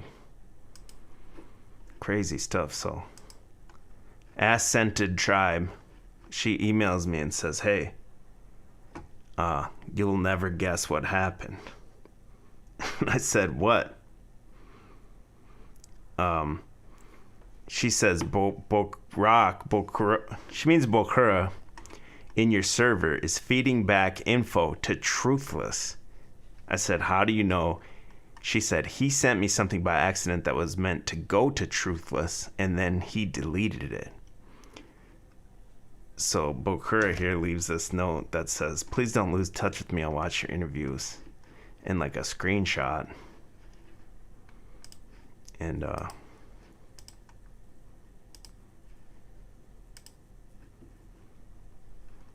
so he's got the screenshot here, right?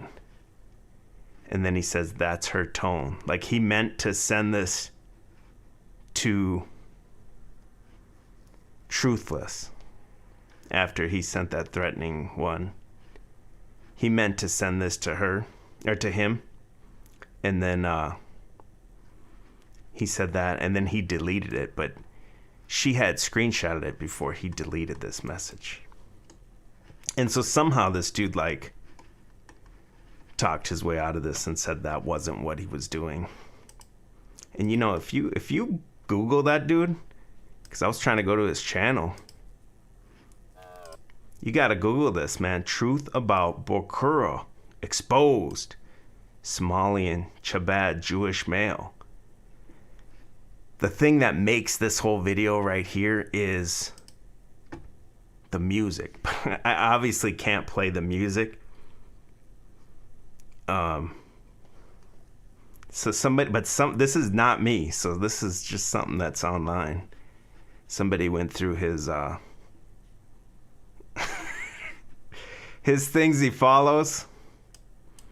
I'm gonna skip ahead, but it's that kind of stuff. This has to be some woman that's mad at him, I would think. I don't have any proof of that, but you gotta hear the music too. It's the best one. Chabad mobster. No. This guy Bokhara, he was in my server for a long time. He seems he's pretty smart. I didn't know there was like an entire undressing genre on YouTube. Did you guys know that? Apparently there is. Whoa. Let's get out of here, man. It's getting racy here, man. The women are heating up, man. But that's when you Google this dude, that's what comes up from somebody named Abu Gaith, 19 subscribers. There's me when I found it 3 weeks ago.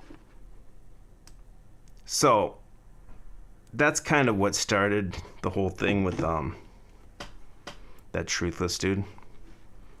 And then hold on, I gotta set up my OBS a different way for 1 second. Give me 1 second here. There we go. Now I can show you more. And I got a lot more. I'm gonna show you some of these screenshots from this dude's nuts, man. I wish I had a better like order to these, but I had to go through and download them, and it ran out of time to not put them in like a nice order. But basically the dude will just never stop like emailing me. He stalks me in these comments. He has like mad sock accounts that he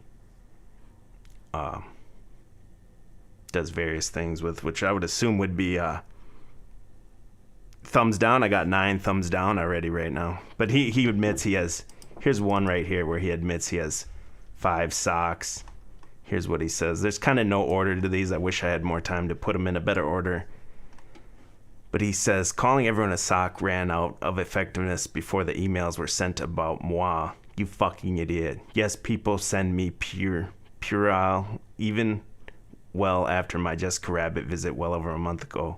Was funny, eh? So much so you paid tribute to me. 5 socks, idiot. You've seen them all in July. You got punked by someone from your purge yanking your chain today.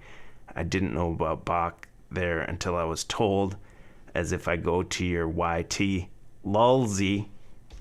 That's what it says. Now this guy here, man, it could be anyone, right? It's the internet. I don't know who it is, but he says he's a 51-year-old man from Australia. I've seen his hands only on camera, and they looked like I can't remember the dude's name from Never Ending Story. What was that troll dude's name? The The troll. Hoggle or something, was that his name? So I never seen this guy Truthless, but here's what I imagine he looks like because, yeah, right here. Because I've seen his hands, and his hands look like that. So what I'm saying is I don't know that he's 55, but he's definitely way too old to be sending stuff like this and saying lulzy. And these are the people that are like representing the truth community. You have an entire gaming community out there, and they have a website out there called Polygon. That's what it's called. I was trying to think of what that was called earlier. Polygon, which talks, there's like news stories about these Twitch streamers and stuff like that, and they even streamers that are like pretty small, like 1,000-2,000 or something, and they'll talk about these streamers and the drama and everything on Polygon. And but at least in the gaming community, there's kind of like a code of conduct that those people have amongst themselves. Like they wouldn't let other people be doing stuff like this dude's doing. So if you see this dude, or not just specifically this one person, but if you see any other stuff kind of like this, and when you're in these communities, we gotta I feel like we gotta check this stuff, man. But anyway, he says, lulzy, I use a specific YouTube channel for my Discord server, you anus. If I had 1/4 the socks you claim I have, you say you blocked 15, lying cunt. Every post of yours I read. With all my socks I had for you, dream on, dummy, would be thumbed down, idiot. But you already know I don't have the socks you claim. Why haven't you heard from me by email until now, Drew? It's not as if I hadn't emailed you before. Get the fuck over me. You're acting really gay again. And then he writes in reverse here. You don't need ma Scientology juju again. So it's a guy that came out of Scientology as well. So that's part of his, I mean, he should have known right then and there, right? Like, that's part of, if you didn't have the discernment to decide Scientology was fucking crazy. And so he talks about all the thumbs down. That's what he's going to do. That's why when you look at his channel, he doesn't show the thumbs up and thumbs down, because he actually cares about that. Like, I think it's funny. Thumbs down me all you want, I really don't care. But to him, obviously, it's like a deal. It's like a heartbreaker or something to this dude. That's why he does it to me, because he thinks that I care. But, I mean, there's just so, I don't even know what to show you guys. I'll just go through them all real quick, I guess. He does say, oh, where's that other one? I'm just going to go through them real quick, I guess. And we'll just... Here's one of the socks he used. Was named Andrew Buried. Says Chalkbody, all he could have walked away, was given the opportunity. Yep, 13 thumb down was me. You know what to expect. Oh, man. This is what I got to deal with. Here's Truthless sending me an email that says, what did it say? Hold on. You mad, bro? As if you'll admit anything happens over the next 27 days. So what he said last year on 9/11 is he said I had 1 month, and within 1 month he was putting some curse on me or something. Within 30 days, I would lose my job that I've had for 12 years, and I would lose my apartment that I was living in, and I'd be kicked out within 30 days. None of that happened. I'm still at the same job, still in the same apartment complex. But he says, if anything happens, I won't admit it because narrative is a cunt. So he got me, I guess, y'all. He's right. I'm just controlling the narrative. Same job for 13 years. The cringe is real, Mark said. Yeah, it's super cringe. So there's a lot to unpack here. So let me just blast through it because you have to see the enormity of it and how much there is.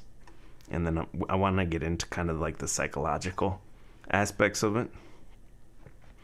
But he says, you see what happens in real life within this shit house. Too late, brah. Nuked. Ha ha ha. All good things come to those who wait. Knaht uses 19 years to implement the overlay. So he's talking about, I think, from like September 2001 to when COVID started was 19 years. He says, my gypsy shit takes 19 days. Think very small scale with focused attenuate. Oops, words you don't even know. 8 months I've been running my overlay where I live, you dingbat. Why the fuck do you think my Sheba was shot in the arse? That's his cat. You have no idea, man, but you will, 'cause you special. You special, kid. I'm fine with being a lurk more. It's what I do, and then some. Didn't know you was from Egypt. In denial much? I don't even know what any of this shit means. And now as my now dead mom used to say, too bad, so sad. Wait until I finally show up on the radar of truthiness on YouTube and beyond. Was hella funny. You thought I was a YT pleb in your comments. If anyone's ever emailed me, you know I don't email anybody back, and this guy would email me and then say like, oh, you don't have the balls to email me back or something like that. There's just so much here. It's funny watching the paranoia in your family. Enjoy the burn. Nice soaking in your last vid. I'll enjoy lurking as I always do. I has tour and invites that come from my friends I established over the last month. Yeah, you special kid. Fucking amateur. That's from Truthless. And there's just so many. I'm trying to blast through them all if I can. This was one, I'm pretty sure this was, I commented on QOC's, one of his videos. I can't even comment anymore because this is what he does, is he'll reply to my comments, shit like this. Still riding coattails, eh? How about some smoke screens of what you, or some screens, he always threatens he has screenshots, of what you and your lickspittle say in your orifice about McKinley and his channel. Backstabbing NPC you are.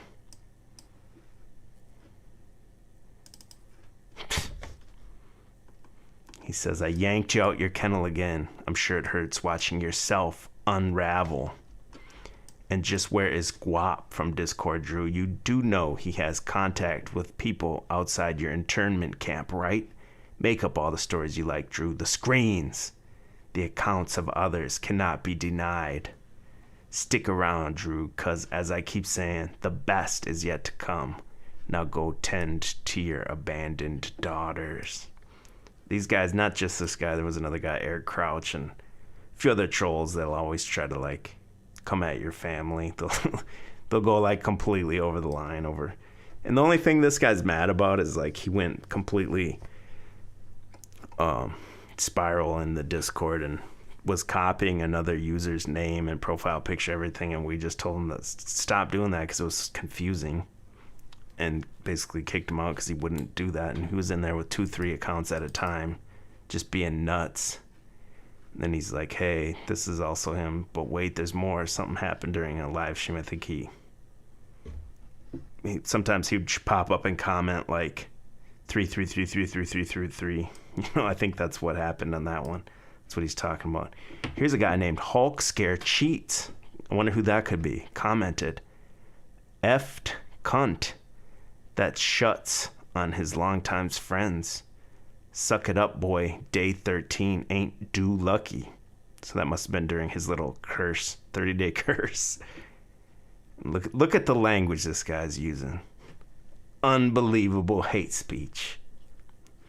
Hulk Scares Cheats also says, yeah, day 13, numbnuts. So I recently went through Discord and I lifted all the bans and everything, even on this guy, because I was like, just trying to get more people in there. So if anyone wants to sign up, you can go to chalkbodyoutline.com, hit the Discord tab and join the Discord. Meet great people like this. What an advertisement, huh? But I kicked his known socks, and then these are the ones in there, other than this guy here in the middle, but all these other ones are also sock accounts that were his. Like, just the dude has like mad sock accounts. And so what he's doing is he was like logging into the Discord and just like stashing accounts, and then we'd kick one out, and then he'd pop out with like another one. Like, oh, we kicked this one out, we kicked this one out. And that's why like there was such a lockdown in the Discord. Are we doing laundry? Meow. Jag, that's another user. Jag is your problem. Own it. Bak Bokur is your problem. Own it. Your putrid Discord is you. Own it. Using me as the excuse for Spartan training never cut it, as you now see from the 2-page TLDR from one of those weird Matt's subs. It's all right, Drew. Matt was kept up to speed well before the emails and Jag, etc. You love posting screens on YouTube, eh? He. Have you some of mine? Have you seen some of mine? They go back to early August.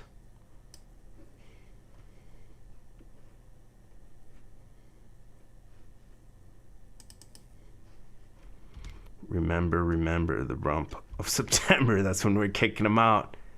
And he's jumping back in.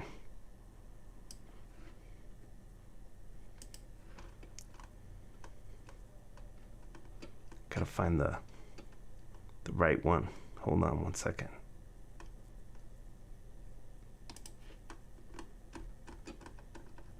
Here it is. Are we doing laundry, meow? You cannot imagine the screens I fucking have. From Zinvalis, the meme lord of the Discord. And this guy's just been a non-stop problem. So he's still to this day, he's like uploading my own videos that I gotta deal with. You blocked all my socks. Is this the same one? No, this is a different one. All 5 of them. I'm not creating another just to comment over your overt idiocracy. So here's another name he uses, Matrix Unloaded. And you'll hear me or other people call him Rump because he originally came in there with the Rumpelstiltskin name. It says, you don't have what it takes to allow my comments, Andrew. You don't have what it takes to even respond to emails. Yeah, I got all the relevant lives of yours that show you to be a lying sack of shit about my time there. Screenshots as well, Andrew. You have hurt people. You are getting what you earn in this life. You cannot imagine, Andrew. There is no stopping the law of attraction, you idiot. You keep getting smacked with actuality, but you persist. Monk told me. Monk, that's our fly-by-night. He's in our Discord. He's a truther groupie. I'm just kidding, Monk. Monk told me last week about you cocksmokers still obsessing over me as I am uploaded my Weather the Weather vid. I get shown Jason outing some Aussie dude and you claiming some sort of victory. Cunt. You wait until the truth or download discussion comes. You are the textbook example, and it's fucking live. He's gonna get me in the truth or download discussion. Cause everything here is you. Now, he takes no ownership of any causing any problems at all. It's just me. And that's the one when I did the reaction to Ben's podcast where there's a user named BV that we thought was also him. Maybe we just have rump PTSD though. Who knows? This is when he originally left though. This is the one I was trying to find first. After that thing with Ascented Tribe went down, he says, told you, man, I'd go when you said no dramas. Got some mega contacts through your Discord, which is important to many people. All the best with your move, Drew. I like you, man, and not because Matt mentions you. Cheers, mate. So this is one of the people when Ben and I have podcast before talk about. He calls them the QOC sycophants. There's quite a few, and I can't. Nobody can, I guess, hold QOC responsible for what people say that aren't him. You know what I mean? But a lot of them, they. All right, I feel like the people that were like this were just mad that, like, Matt recommended the channel or something, and that I wasn't Matt. I think that to me that's what it is. It's like they just wanted another Matt, and I do my own thing. I'm in my own lane, and for some reason they were like mad at me about that or something. That's how I feel about it anyway. Here's some more. I do want to blast through these so you can just see how many of these are. So let me quit talking and just blast through these. He says, just letting you know, I'm not actually going anywhere now. That was after he said he was going to peacefully leave. Was my intent to not really come back into channels as I have in the last 24 hours in your sandbox. Things change, I'll wind it back considerably. Meh. 6 fuckwit sheep circle jerking in your house is not great to show the wider audience what to not be like and all this. Yeah, you can ban me and I can just respawn as many times as required. Yes, I said I'd go when you asked. You asked. Game keeps changing, Andrew. Your channel has become a hub and I have made incredible contacts to it. Take note of the amount of viewers when you go live and the amount of users overall in that Discord. Almost the same number, mate. I play for that audience. So just by doing this and talking about him, this guy's gonna come back at me. He's gonna be emailing me. He's probably gonna be in the comments doing all kinds of shit. But I just figured, like, this guy's never gonna go away ever. I wasn't gonna talk about him. I've been wanting to kind of go through all these screenshots for a while, but I just want the dude to go away. But it's clear to me now he's never ever gonna go away. So fuck you, Rump, you little bitch. Here's another one. He says, truthless. Whatever you tell yourself, Drew, whatever you tell yourself, I need no sock for you. Just look at what I have shown all and sundry about you. I PWN, I own you, pwn you. And the fact you unblock me solidifies it. Enjoy the next 13. Oh, I must add only 13 days left on the curse there. You brought this all upon yourself. Now run back to your little prison camp of sycophants and lick spittles. Man up and do something right for your daughters. Okay, thanks, bye. Fucking nuts, man. And then he sends me this. Here's a screenshot between me and Bell. That was another user of the Discord, talking about this very thing. Your putrid Discord. Note the date, you fucktard. You cannot imagine the screens I have. What does he have? Screens of me saying pitbull mommy memes? That women will fuck a pitbull? I'll say that shit right on the stream. I know a woman in real fucking life, man, that just casually mentioned a long time ago that, yeah, she used to, like, jerk off her dog or do weird shit with her dog. And it was just so nonchalant that I was like, what? And then ever since then, it's been something I kind of paid attention to. And I'm not saying I don't think it's like an epidemic or something, but I think it's way more than people. If people think it's like 1 out of 100,000, hell no. It's a lot more than that. But he sends me, like, between his communications between him and this other user. And that same user had called him out before on the Discord. She said, this Discord, at first I thought Ramble, that's another nickname for him, was the best study in sophism I'd ever come across. But he's not a sophist. I don't think gifts, insults, and everything is fake are constructive enough fallacies. I've determined he's just a glorified Dadaist, prescribing meaning to the meaningless, delusionalist. He doesn't even have an argument. He's just a contrarian for contrary's sake, want to go on about vibes and the health of the server, but literally picks fights and argues with everyone. I was actually starting to enjoy you, Rump, but every time I've glanced in the server over the last week, there you are bowing about legend or your imaginary mental prowess and wokeness. You're correct about the undercurrent here before you, but you turned that bitch into a riptide. So she even ate his ass up. I think that's a great deduction of, like, his personality right there. I got just a few left, man. Let me blast through them. Just like 20 more left. It's the same one he's saying. I've read that one. Here's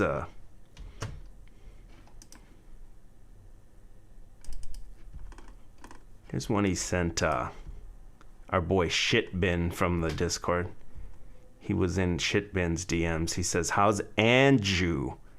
Like, he's just a hacker because he figured I'm Drew, so he figured out my name's Andrew. Calls me Andrew. That's kind of funny, actually. Shitbin says, who's this?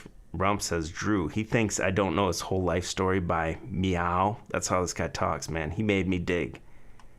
Shitbin says, why do you care so much? You got to stop with that stuff. Rump says, I don't. He does. I looked yesterday, the 15th.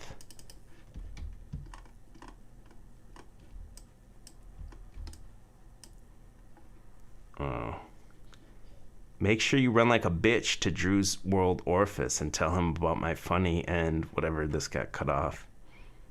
And this Shiban, our boy Shiban here, says, you should just move on, forget about Drew, etc.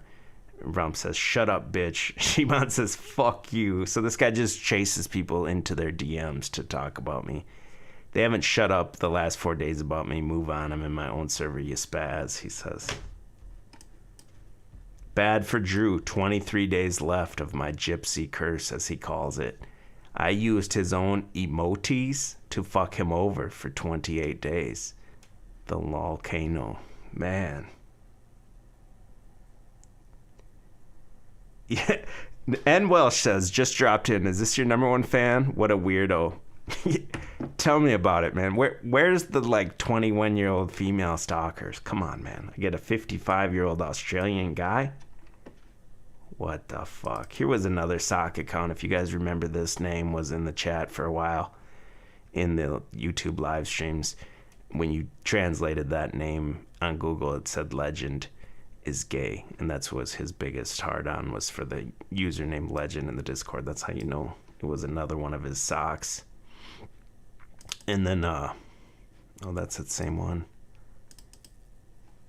Here's Truthless. When he was obsessed with Legend, he says, why don't you go into voice like everyone else that's asked Legend like a million times? And then he keeps going. This is what we're dealing with in here when we're like, hey man, just be normal. Don't be a fucking maniac and you can stay. And he's doing shit like this.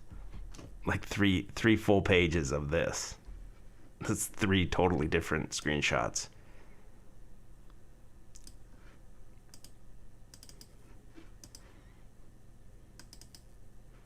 That's the channel if you guys come across it. Truthless.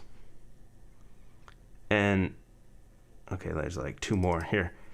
He would comment under this guy named Willie Make It 33. Willie Make It 33 would leave all kinds of 333. He would leave a, and if this isn't him, it's somebody like with him, fucking with me with him, which is fine. And he says, Anthony C, be glad you're not one of those paying money to the guy that says women with male dogs, fuck them. Want to see the screenshots or chat logs? 333.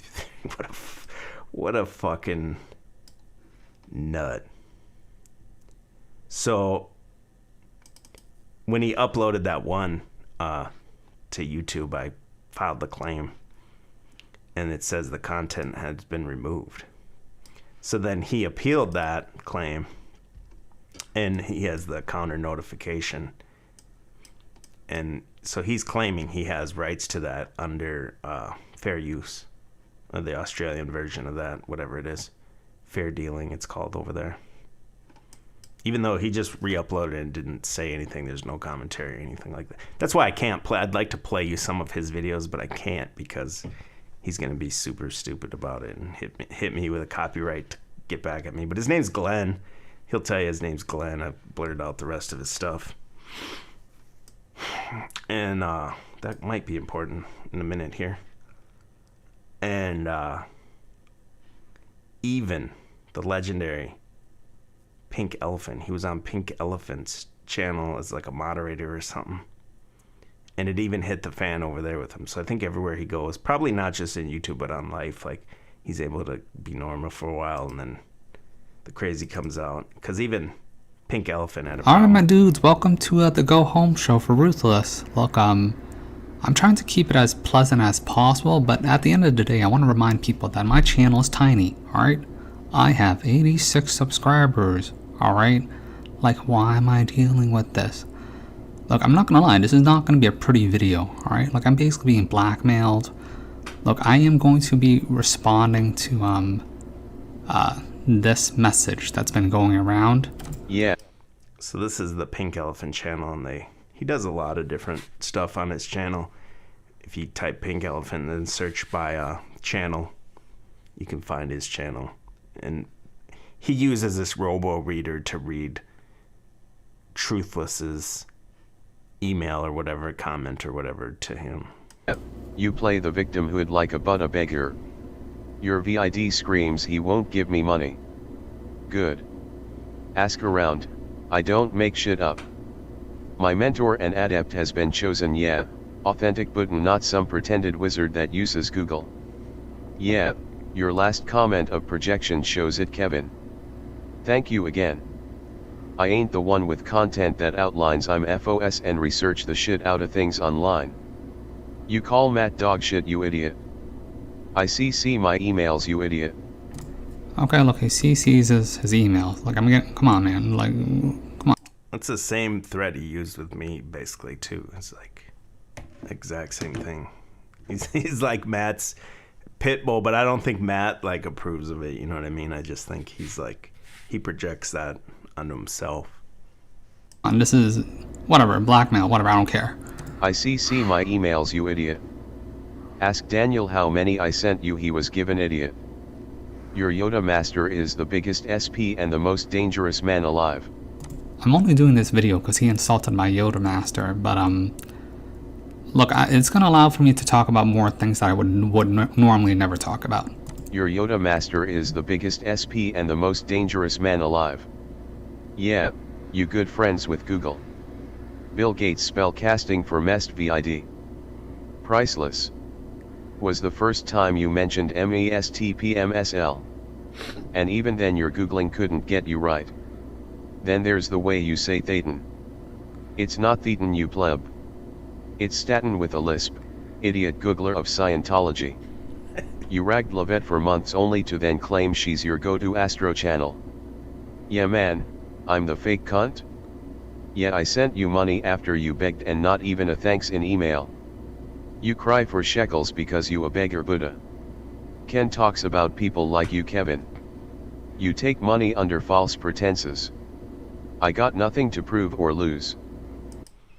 Now this ruthless guy he seems to hate when truthers make money. So if you're watching this later, we'll continue it right after these messages. You have. YT is all you have, Kevin. Patting yourself on the back is all you have, Kevin. Bullshitting is all you have, Kevin. You only came back in SEP for shekels. You do me all the favors by commenting, by doing shoutouts. You'd be smart to remove all my comments, Kevin. They show you to be inept. Here's the issue with your ilk, Kevin. You never remember what you said the previous 2 paragraphs, let alone what you put in a previous video. I'm done with you fakers, man. I coulda done a VID calling you out, but why? Don't need to. You do all the work to expose yourself, man. Thanks. PS, be sure to carry on, Kev. Be sure to do a follow-up of rationalization why you're the harbinger of truth and we all need you. Messiah complex much. CYA. PPS, check out my VID where I physically remove some cancer from my tree towards the end of attention. Cancer gets removed. You were removed, man. You did me and many others a favor in exposing truthers and their fakeness. Destiny, Kev, you called it, man. Yay, fate. Okay, so that is just to illustrate the kind of attacks I get like on a daily basis. So this is what happens though, man. These people get so unhinged. And those are the kind of people drawn to this kind of information. And then we're stuck here dealing with them, and it's like, man, I can't deal with them anymore. It's too much, man. It's more irritating than anything. It's like a fucking gnat or something, you know what I mean? Let me finish playing this. There's like a minute left. Before I even start, I'd like to thank Glenn for his donations. It was like $7 or $10. I thought I thanked you. I usually thank people when I go through donations. I know people gave me donations for the Soul video, so I'll address that later. But basically, look, I mean, this is gonna be an ugly video, even though this is a go home show. So I'm trying to be civil because this is a tradition. But if you think you can handle this, because I will have to respond to this, as it's a go home show to finish out his concerns. As he was my sub, there are duties that I have to take care of. I'm gonna make you sit through this baby boomer video. Well, hello, bitches. Let me. Look, and before I even start the video, there's the rule of karma, like law of equivalency of exchange, which he states, and I'll pay my karmic debts right now. All right, Drew, you were right. Chalk body outline. Pam. Drew on. You told me privately that this was going to happen. Alright? You were 100% right. I will take the L on this one. You can do your I was right dance.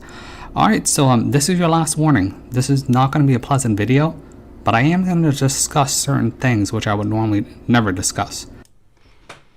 Cause yeah, I hit out Pink Elephant and told them this was gonna happen.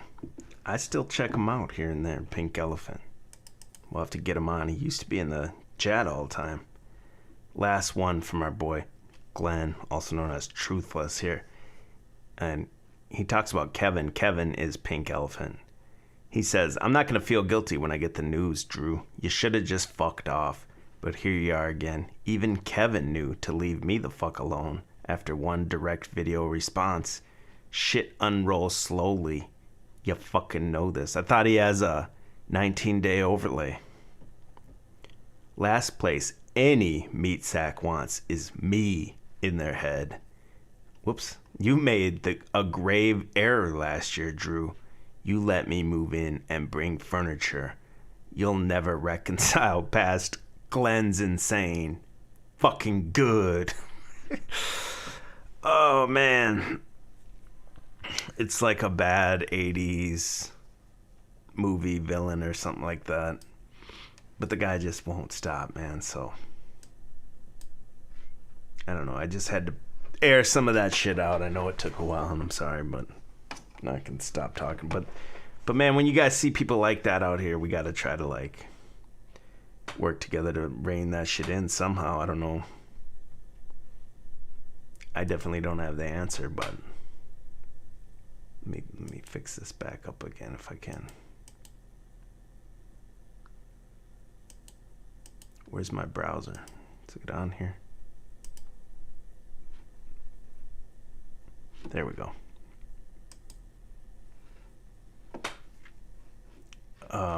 So this guy now has my work sitting on his page. That's what is irritating to me, that YouTube does such a good job of protecting your copyrights, but when the person wants to file, challenge it or whatever, then you got to get into a actual courtroom legal battle. I don't have time for that shit. I barely have time to even stream. So I'll just call this motherfucker out on the live stream and say, fuck you, Rump. So when he did make this other video here that was called Walk Away. And so on that video, you could see him, and he's in his house. It says like 7 a.m, and he's like watching that screen recording of me. So think of how creepy this is for me, 55-year-old guy halfway across the world, watching a recording of me that he has a screen recording of, because he didn't download this. It's not on my channel anymore. He's not just streaming it. And he's watching me at 7 a.m. Look at this, shirtless on his fucking TV here. You can see his fucking outline of this guy here. So this guy wakes up and watches screen recordings of me shirtless. Not weird at all. So I put it in the fucking Photoshop. I said enhance. Oh shit, you guys can't see that. I'm sorry, I forgot I put the fucking browser on. So everything I've been doing, you can't see. Let's do it again. So he watches the TV, right? This is what he sees on the video he uploaded. Watch me at 7 a.m, but you can see him in the reflection of the TV here. And so I put it in the Photoshop and I hit enhance. And look at that. I think if you hit enhance again a couple more times.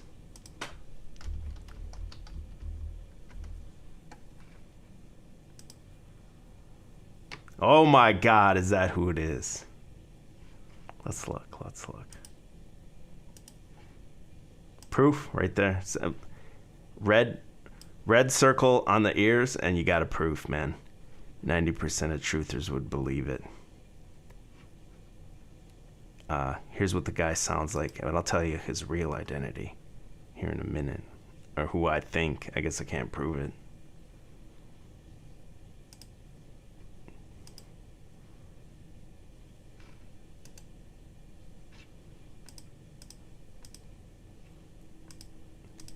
Here's the dude when he was in one of the voice cringe chats, just so you can get a sample of his voice. Look, I mean, we were watching it. I don't watch the news generally, but I've started to because I have to just try and sort of impart some of stuff over there that you don't get. Do you think this is It's just real? Mate, look, I get that. I get the staged stuff and all the rest of it. And right. Look, that's man, that's real. That's not like a clip I posted. I mean, it's in HD because it's funny. All the fake stuff, it's all all the George Floyd. So when you hear his voice, man, if you guys are familiar with soundboards, there's a soundboard named Crazy Kiwi. I called him out on it that's who it is. And he's like, well, I'm not a Kiwi, which means from New Zealand. So that's his proof that that's not it. But it's just a meme of a guy named Crazy Kiwi. And what it sounds like to me is, it sounded like people pranked a person in Australia, probably the same guy, because he says his name is Glenn. I don't know if I'll be able to find that in this clip right now, but Crazy Kiwi admits his name is Glenn. And I think what they did is they called somebody that was unhinged, whether it's the same guy or not, and then they just fucked with him and got him to say all this crazy shit, and they recorded it, and then they take those recordings and make that a soundboard, and they prank call people with that soundboard. But it sounds exactly like him, and it says his name's Glenn. I will just wait. You got cut, you piece of shit. Not that guy. Yeah, I already know where you are. I just have the little bit time to take care of your ass. Skip ahead, that's not the right voice. Wait, here we go. Very soon.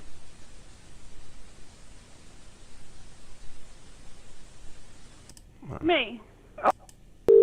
Fucker. Man? No, you just called me. You're calling me? No, you're calling me. What are you ringing me for? What are you ringing me for? What are you ringing me for? See, that guy's saying, what's he ringing me for? Because somebody called this guy and fucked with him and recorded it and then used those recordings to prank people. So listen to the voice, and I'll go back and play the other voice in a minute.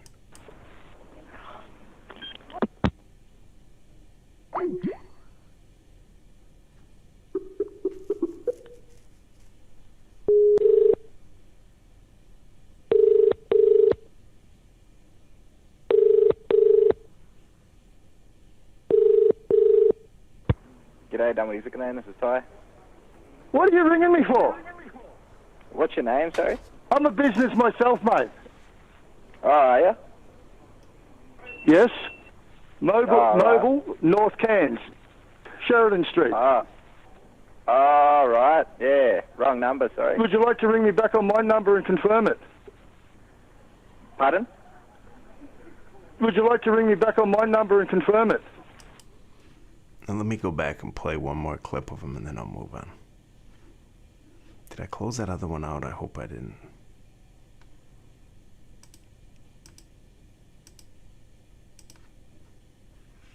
Damn it, I think I did close the other one out. I'm going to play it for a second while I pull up the other one. Nah, you're right, mate. That's all good. Fuck off. You're just a dumb fucking Indian fucker.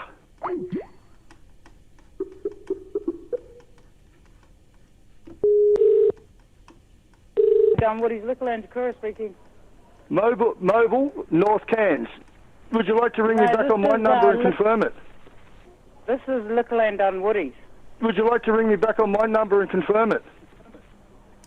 What about, do you know? Confirm what? The phone number is? Okay, that's Crazy Kiwi, the famous soundboard. The lady that's... Ladies, an in-law. And the thing is, with what's... Oh, you're breaking up, man. Going on there, it's all about Hezbollah. You know what I mean? And it's basically pitting Muslims against Muslims even harder. I mean, look, never have I ever heard Israel come out and say we had nothing to do with it, mate. They come out really fucking fast. Yeah. I'll go back to Crazy Kiwi. This is Dunwoody's Liquorland on Sheridan Street. What help would you like? What help would you like? What are you ringing me for? I'm not ringing you. You're ringing us. I'm a business myself, mate.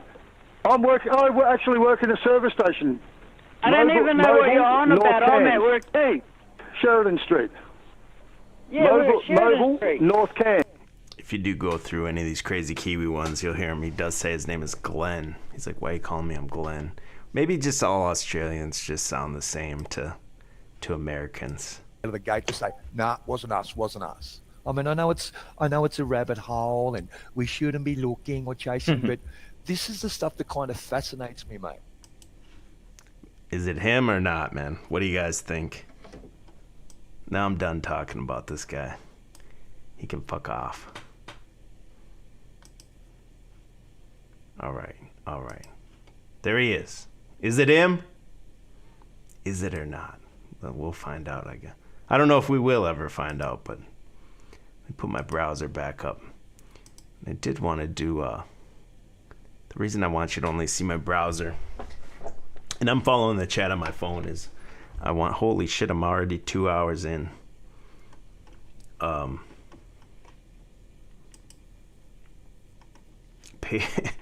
Lord Fauci. I want to do a game with you guys. You guys down to do a game real quick? Let's do a game. We're gonna do a game, and then after the game, we'll get to the good shit. This is the game.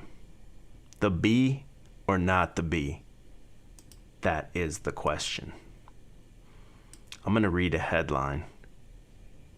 I want you guys to tell me if it's from the Bee. Is it from the Babylon Bee or the Onion or some kind of satire thing? Or is it not the Bee? Is it real? Is this a real headline that they're telling you? Because now the day and age we're in, you can't even tell anymore what's real and what's not. Let's turn the browser on so you guys can't see where I'm pulling these from. And then I'm gonna read you guys a headline, and I want you to press 1 if you think it's Babylon Bee or satire, or press 2 if you think it's a real headline.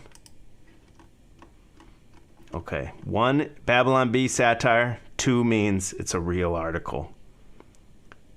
Bad baby Danielle Bergoli sells her meme, Cash Me Outside meme, as an NFT. Is that real?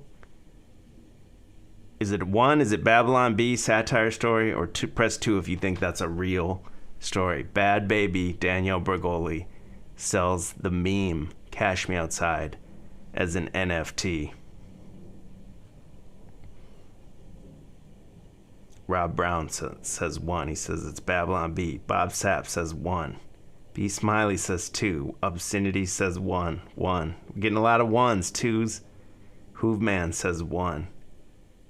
Bad baby, Cash Me Outside, auctions off her meme. Whatever that means, this is a real story. This is not the Babylon Bee. Before she got the rap name Bad Baby, Danielle Bergoli was known as the girl from the infamous Dr. Phil episode that spawned the viral Cash Me Outside, how about that meme. Now 18 years old, the internet figure turned rapper is letting go of her past and selling her claim to fame as a non-fungible token in the week-long event, ETH Me Outside. For Ethereum, ETH Me Outside. Bad Baby will be selling a total of 20 NFTs that include original works based on the biggest meme of 2017. It's a 3-year-old meme. Is it like wine? Does it get better with age? And focusing on its dominance, her rise to fame, the success of her music and meme culture. Some artists involved in the sale are Nick Goodson, David Spade, Glassface, Ocean World, multi-platinum music producer Pliz Naya. That's how you know no one knows who that is, because they have to say multi-platinum music producer before the name. A bunch of other people. So somehow, some way, she sold Cash Me Outside. It says it's a collab between Bad Baby and Flu Block Arts, which will also include a media package on OpenSea that includes ownership of the Cash Me Outside meme transferred from the artist to the buyer, 1 NFT of each of the visual works, a personalized video of the transfer sale from Bergoli to the buyer that will be posted on both her Instagram and YouTube, and a 16-bar verse feature from Bad Baby. Take a look at the NFT sale on the official ETH Me Outside website. Can't even play it, and I'd love to play it. Mega meme package. This is real. People are selling memes, dude. Can you believe it? It says the year is 2034 and Bad Baby's face is on an Ethereum coin. Oh, man. Batless shrugged. Bad Baby mashup with a statue of Atlas on the floor, on the Freemasonic floor. Now, I've said for years, people aren't down with this one. I say Bad Baby is Willow Smith in whiteface.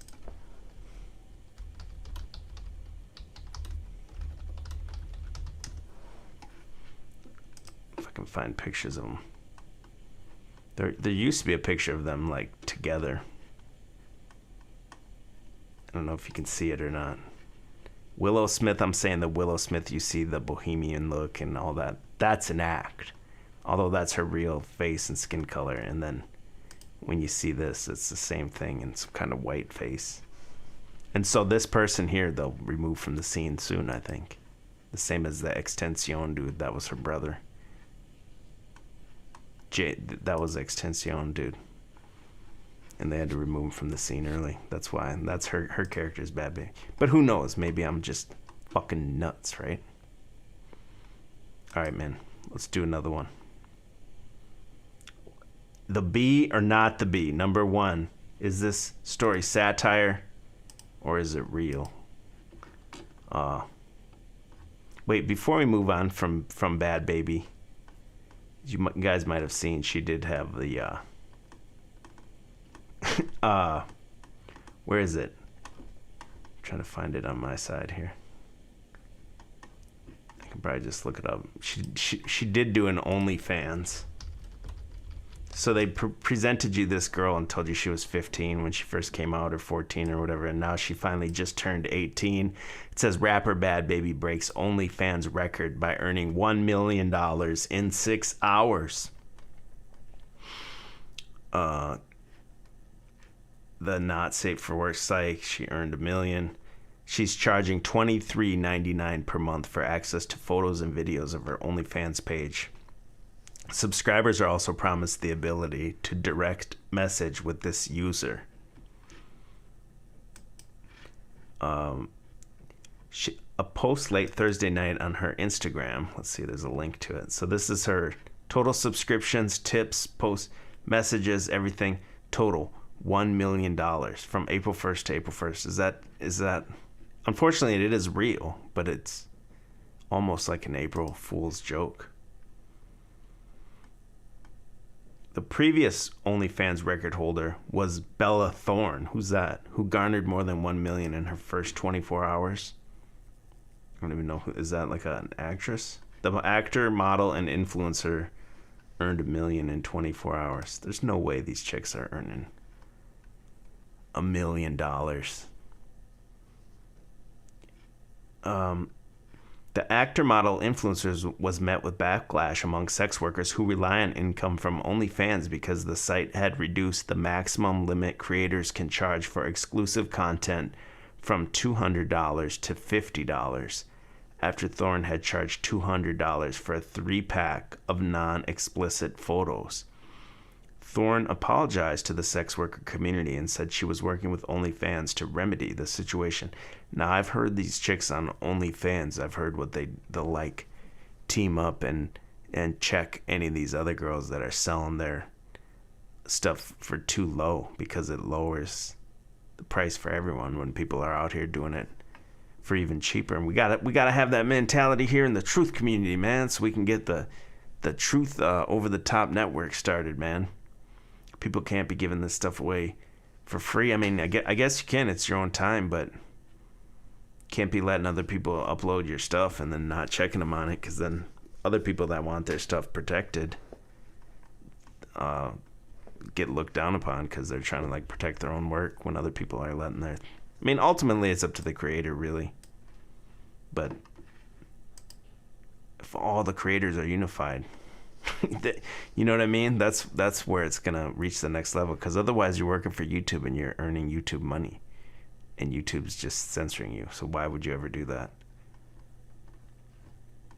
But Bad Baby now turns 18. She's on OnlyFans, so all these creeps that just sat and waited and waited and waited for the day she turned 18, and then they forked over $24.99 to see. I don't think it was even like, I think it was like Instagram style shots. It wasn't even like nudes. I don't even think it was, much less lewd nudes. I think it was just literally like Instagram style of pictures, Instagram thought pics. But she's 18 now. I know you guys been waiting. All you creeps in the chat, man. What's up, Land of the Blinded?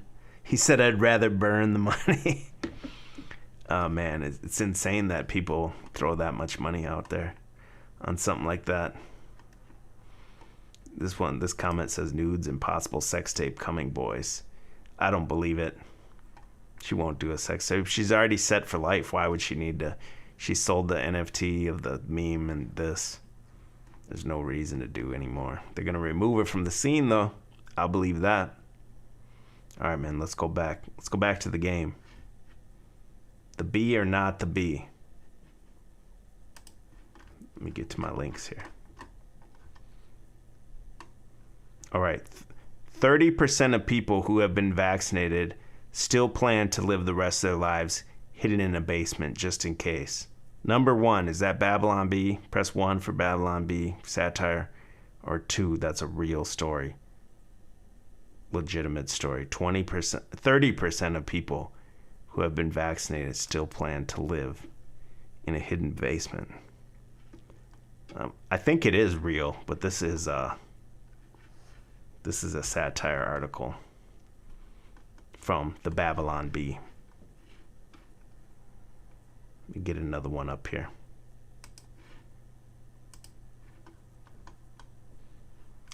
Sesame Street introduces Todd, a white male Muppet who is blamed for everything. Press 1 if that's Babylon Bee, satire, or 2 if you think that's real.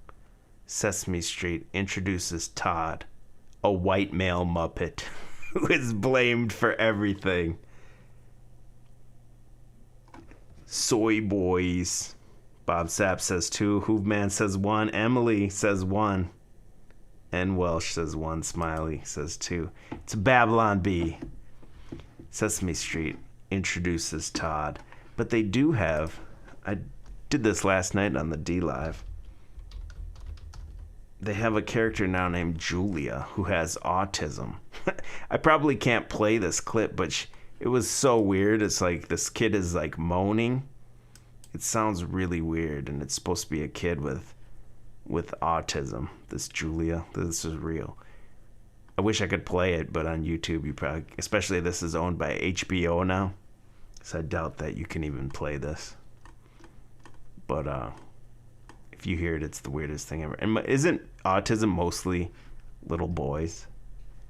And they're teaching little kids about it. And I showed on the one on D Live, if you go to the D Live link last night, how they're using Sesame Street to teach kids to wear the mask. They're using Arthur and all the new cartoons to introduce concepts of the mask, but also to teach these kids to be outraged when somebody doesn't have a mask on. It means put your hand on your head and be like, and the kid doesn't know that, but when they see Arthur doing it, they're going to want to do it too. Or they're tiny little kids, they don't know better. All right, man, let's go back here.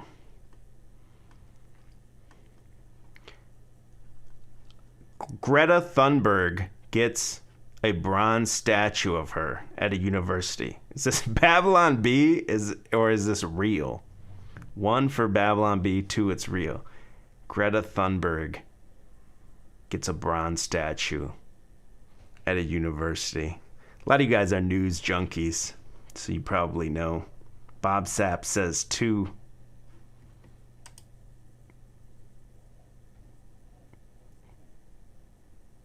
B. Smiley says 1.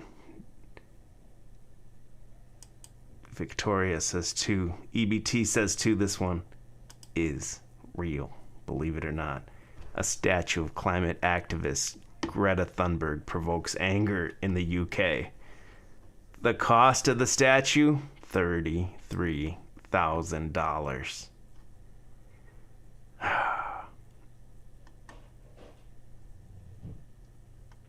What else can you say here, right? Life-size statue of Swedish environmentalist activist. It's insane. Here it is.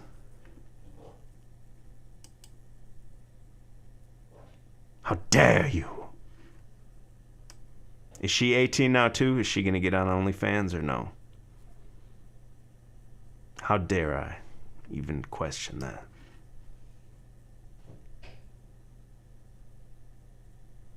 Alright, man. Got a couple more here. Number 1, is this Babylon Bee? Say 1, or 2, it's real. Casey Anthony starts private investigation firm in Florida to help falsely accused women. So Casey Anthony is the lady that went out and partied and killed her kids, supposedly beat the case. So is that a Babylon Bee headline, or is that real?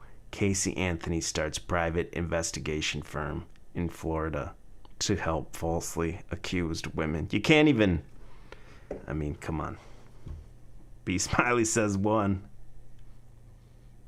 I gotta keep track of you guys' score. I wanted a caller to call in and play this game with them, so it was more in real time, but gotta do what you gotta do, man, when you're on the live stream.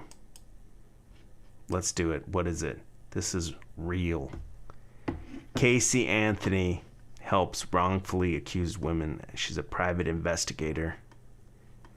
Anthony currently lives in West Palm Beach with Patrick McKenna, the lead investigator from her 2011 defense team, and filed documents in December listing herself as a registered agent of Case Research and Consulting Services, LLC. As a convicted felon, Anthony cannot hold a Florida private investigator's license.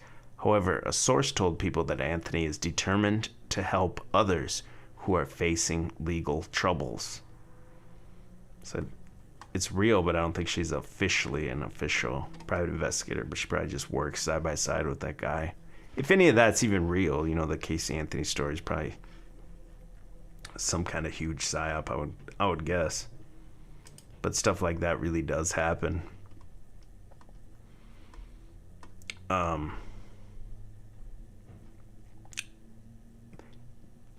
bee or not the bee? That is the question. MLB games to no longer require ID for buying alcoholic beverages. Is that Babylon Bee or is that real? MLB games no longer require ID for buying alcohol beverages. This is how batshit-topia the world is. You can't even tell anymore what's what. While you're getting your votes in. 1 for fake, 2 for real.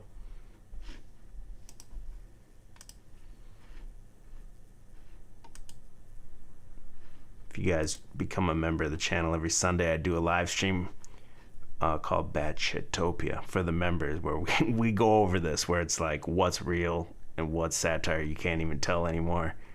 Last week I did 2 hours 40 minutes, week before 3 hours 10 minutes, 2 hours 3 hours before that, 3 hours and 45 minutes before that. It's always a good long stream for your Sunday afternoon. If you did want to join, become a member of the channel, that's what I'm doing for that. This last story I mentioned, though, the Major League Baseball one, this is the Babylon Bee. It sounds almost real, though. You can't even tell. That's how fucking wild this shit is. But they did do this.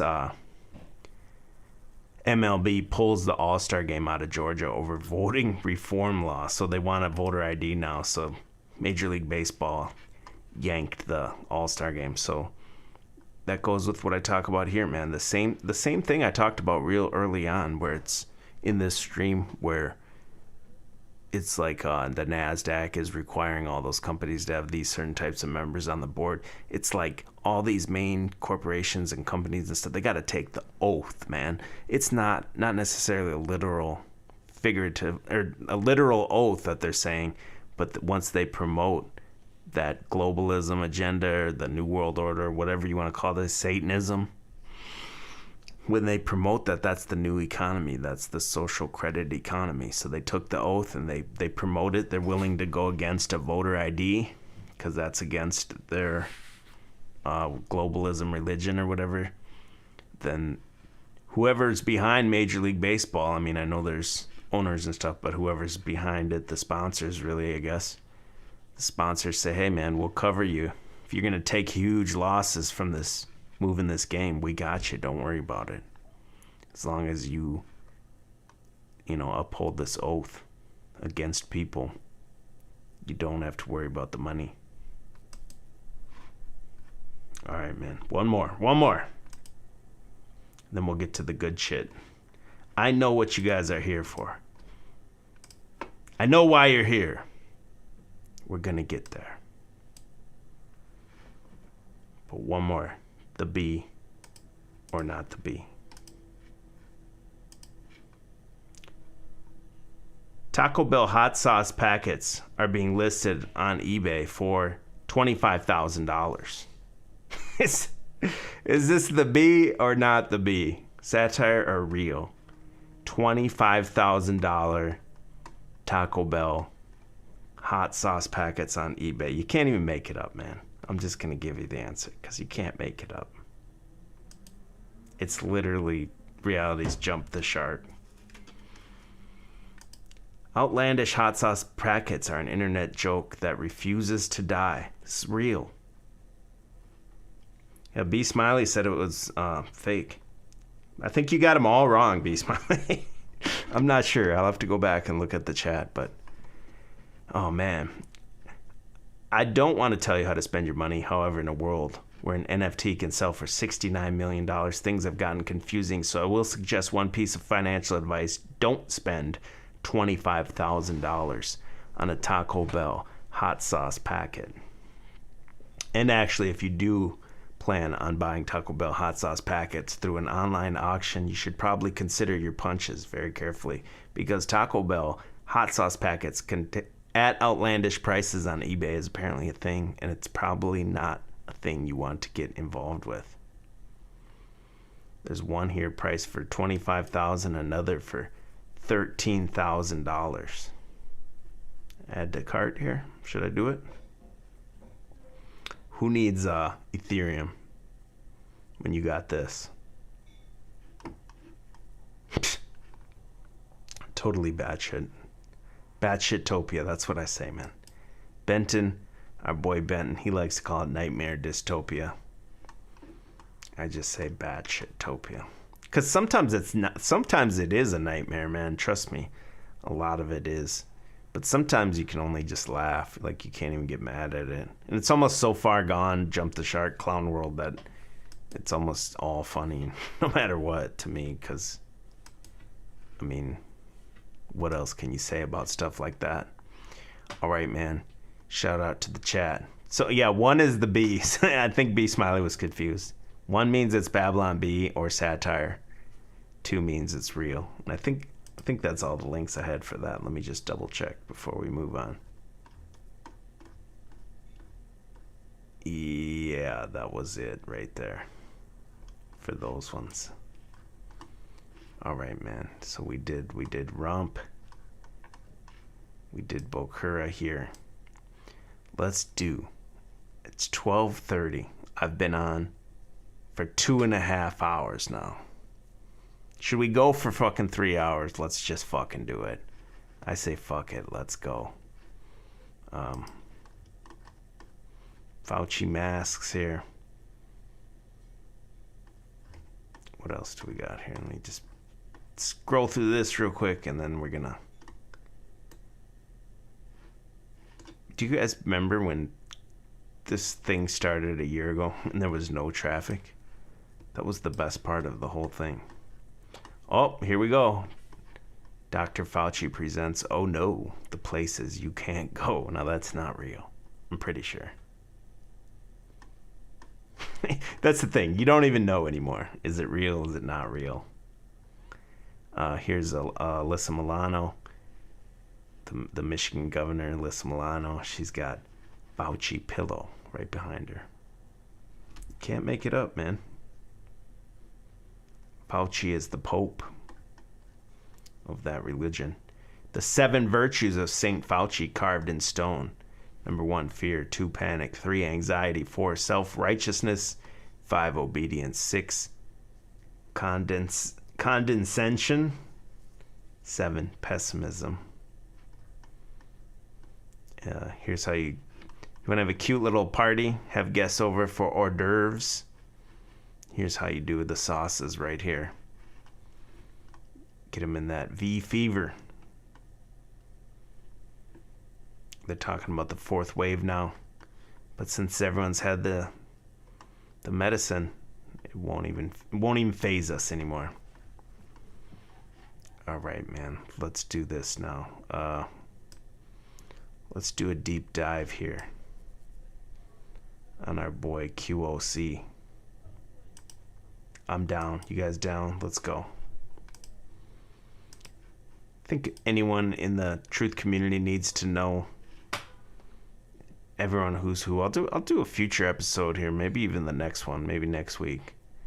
I'll tell you more about myself and kind of my history or whatever growing up and stuff like that, and I can tell you a lot more about myself. But let's get into these other members of the truth community. If anyone's been a member of the Discord, if you're not, man, go and join it on chalkbodyoutline.com. But there was a guy, I don't even remember the guy's name now. There was a dude in there before that was doing what he called a Matt-vestigation. And he found a bunch of these things. Other users had found other information about him. And so everything here that I'm going to present is... Ooh, this site's gone now. That's funny. There was the McKinley International.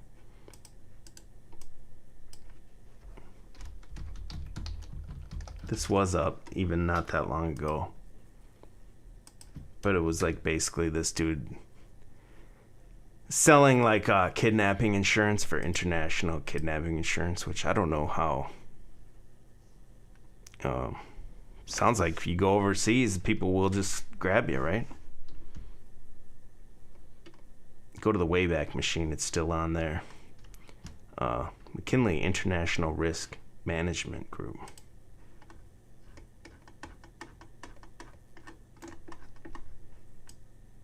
Sorry, I'm on my OBS here, tweaking things here.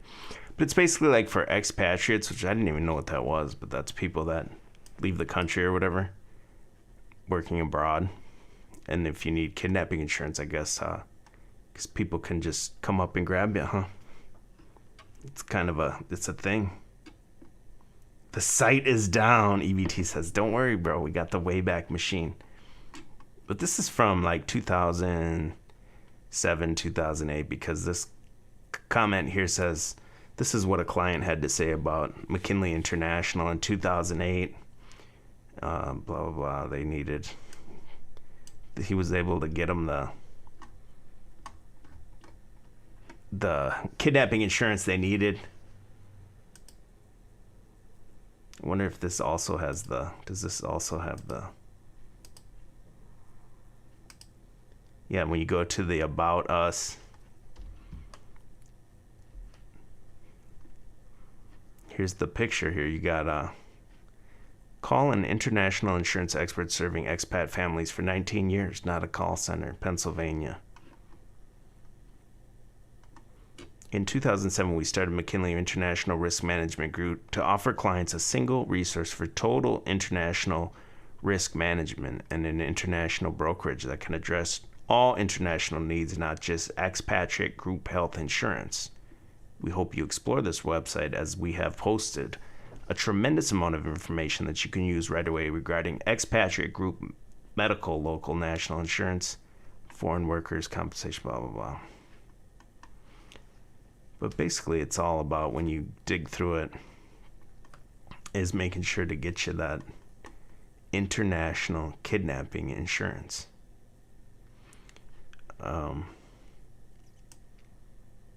The international piece is often small compared to the domestic, and they're happy to be rid of it. We can provide quotations or risk assessment for all of the following: foreign work compensation, third country national programs, expat insurance offerings, specializing in expatriate group medical, international medical evacuation and assistance, kidnap and ransom, offshore pension for third country nationals, and multinational pooling.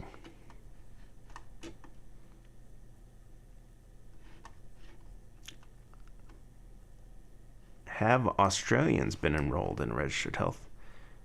Blah, blah, blah. There's a lot of stuff here.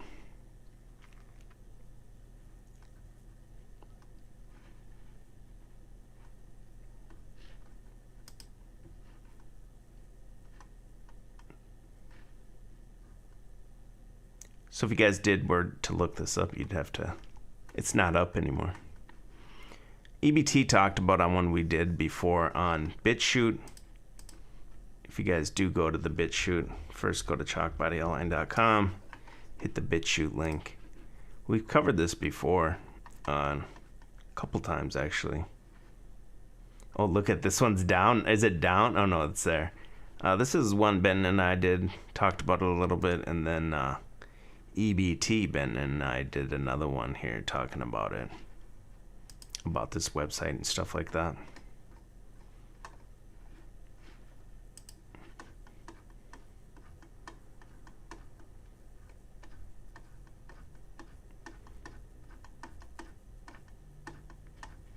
Sorry, I'm just looking for one more thing. Since that site's down, I gotta find a different thing.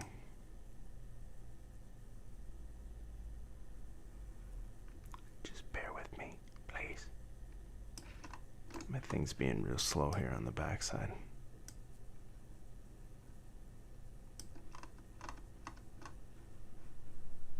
All right. On that site too, you did have these. This was the guy that was looking into it originally. You had these. Now I think, to me, this is just like a stock picture that they put in here probably. But this dude was like reading all into it that like, oh, this is a vulture on top of a globe or whatever. It's a symbol. It's an Illuminati symbol or something. That's what the dude was saying. Here's another one. You are a target. But these, to me, there's like tons of like clip arts that you just grab online for your website. That's most likely where this stuff comes from. That would be my guess.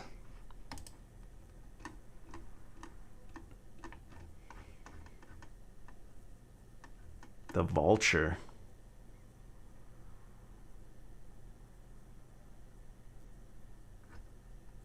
Sorry, I'm just clicking all these links. I should just switch the camera so you can see what I see. Vulture, large bird of prey. This is what they were saying. But again, to me, that's a clip art. I don't think there's anything to that really. Here's a proof. If you want proof that he's a shill, here's a 100% smoking gun proof right here.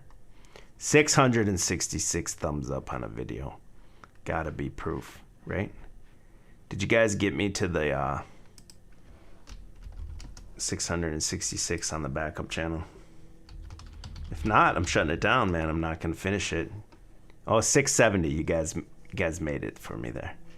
So add the backup channel, get chalked up. There's one more. I can't find it because that site's down now. Here it is. Now I got it. No one has more experience as an international insurance broker and expatriate policy creator. The principal has worked in international risk management on the carrier and vendor side for over 18 years as an underwriter, account manager, and sales director. The company was created 8/1/2007. This all all kinds of stuff. He's worked with Lloyd's of London syndicates to design a Lloyd's of London international medical plan for expatriates that incorporated U.S. compliant policy language and provisions for U.S. employees with U.S. expatriates. So I don't know who underwrites this, but that's what I was saying when he was talking about the NFTs, where you can have a smart contract on the Ethereum blockchain and you can set your own, say you sell an NFT, you can make 10% on it for the rest of your life every single time it sells, or whatever you want, whatever you put into that smart contract. And I thought he sounded like he was super against the NFT. But if Lloyd's of London underwrites you, that's fine. But if you want to do your own thing and make your own contract, then that's no good or something. But that's the principle. But then the same dude found when you go into Google and type in YouTube Kung Fu Golf, probably can't play any of these because it can just be YouTube. You can't even do anything here. If you type in Kung Fu Golf, you will find all kinds of stuff here.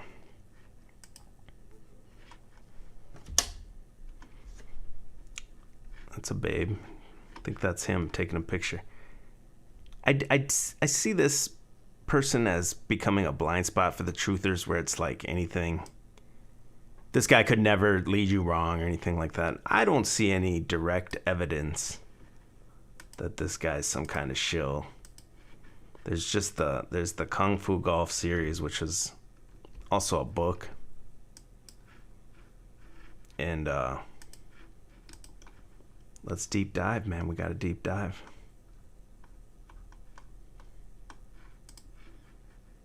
I mean, is this shit weird, or do you guys think this shit is weird, or what?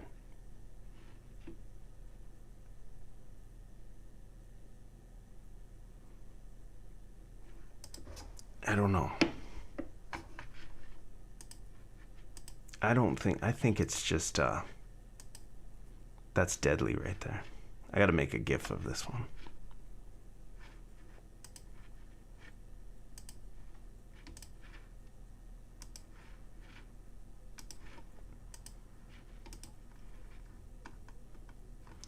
You guys have all seen by now too the InfoWars, when he sold the book on InfoWars. No, I don't think then. So it's not Alex Jones himself, but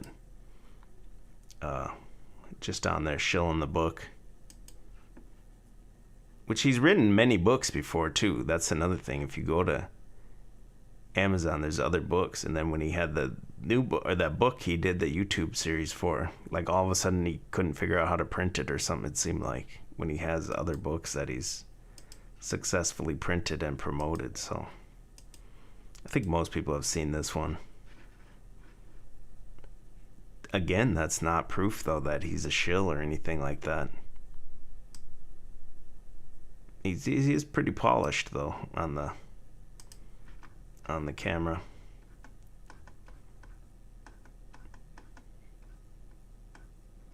The Kung Fu Golf does have like a book, I guess, which goes along with the same theme of his branding with the masked centipedes or whatever. I don't know if that's the right name, but the different masked kung fu people or whatever. And it seemed like it was just like an old YouTube series to like teach you how to like use discipline to golf.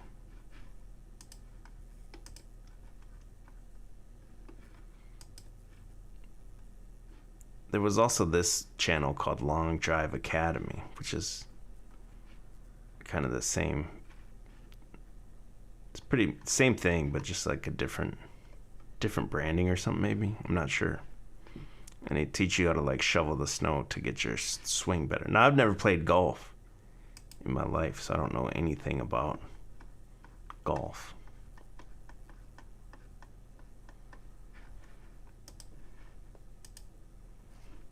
This is a page from one of the books, the Kung Fu Golf book here. And so when we were going through this, the people in the Discord and everything was going through it. They were going through and they were saying, they were able to like, and EBT talked about too on the one we did that was on BitChute is,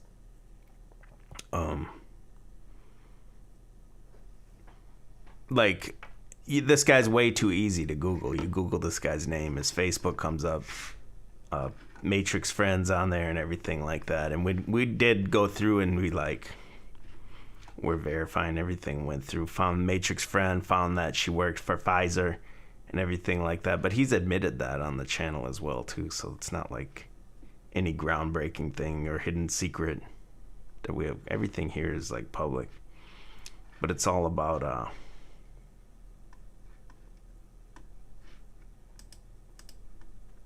I don't know, I haven't read it, but the other dude said before that there was like family ties or something that you could read about out of here. I think that he was just reading it into it way too much. And I'm not trying to like apologize for Matt or anything, but I just have a higher standard of proof than, you know, some golf thing doesn't prove anything to me.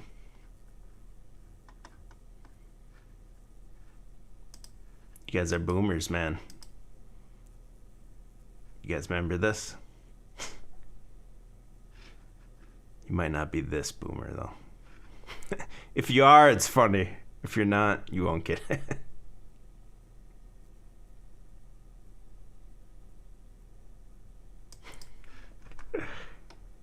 What else do I got here? Let's see.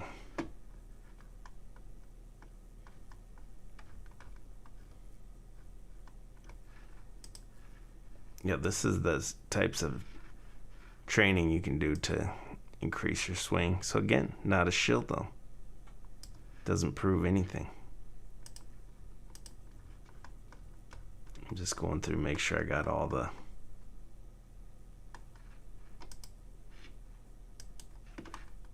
things that I can show here.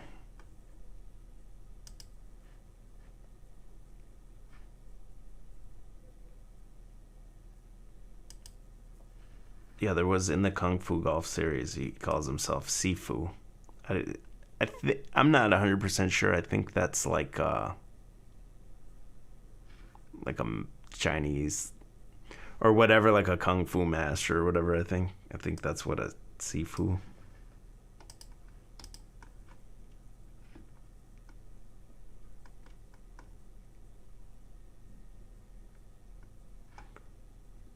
These guys. Who did this one? Is this our boy Neven? Is this Neven? Is there no... This idea of... Oh, this is the dude left field. Yeah, this guy was insufferable to listen to this guy.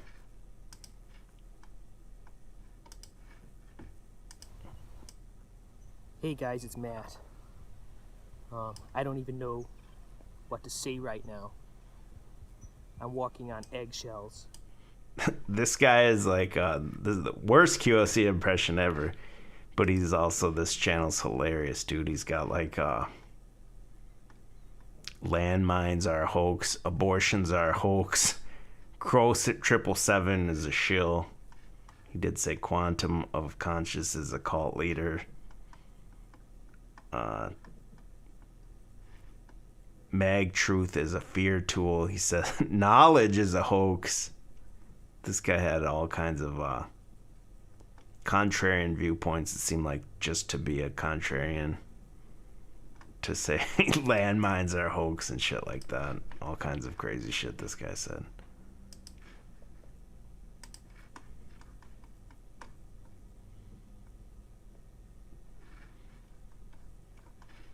All right, man. So I think that's it. Okay. So then the one you guys want to see. I lost the original video I had, but the video I had was not a video of him on Fox News. It just had, it was like a channel with maybe like 5 subscribers. I can't find it now. I don't know what I did with this link. And it showed It just showed these two still screenshots of this.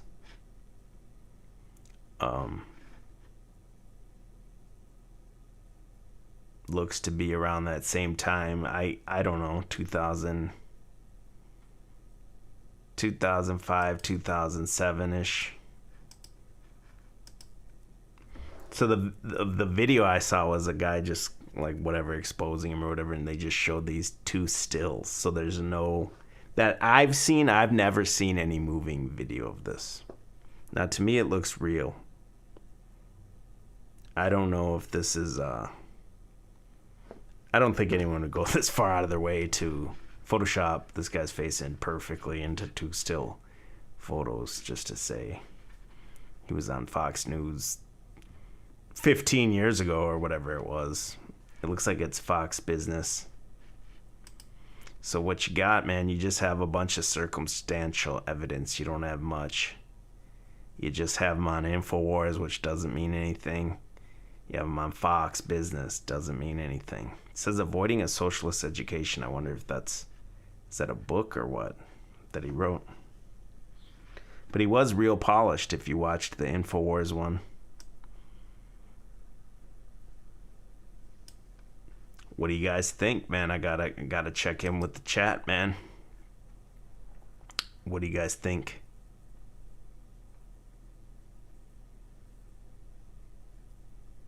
I wanna hear everyone's. If you look at what his message is basically don't interact with the screen. Do what you can do for yourself, right? But he does, and all people do, right? All people say contradictory things or hypocritical things or stuff like that. So, but he does say like, don't watch any fear porn channels. I've seen him calls out like Jurassic and everything like that. Like, Jurassic has some sick breakdowns too, you know. And then the whole, like one of the last videos I watched of Matt's was, I can't remember what exactly the topic was. I should go back and look. But it was basically like all fear porn. Let me see if I can remember which one it was.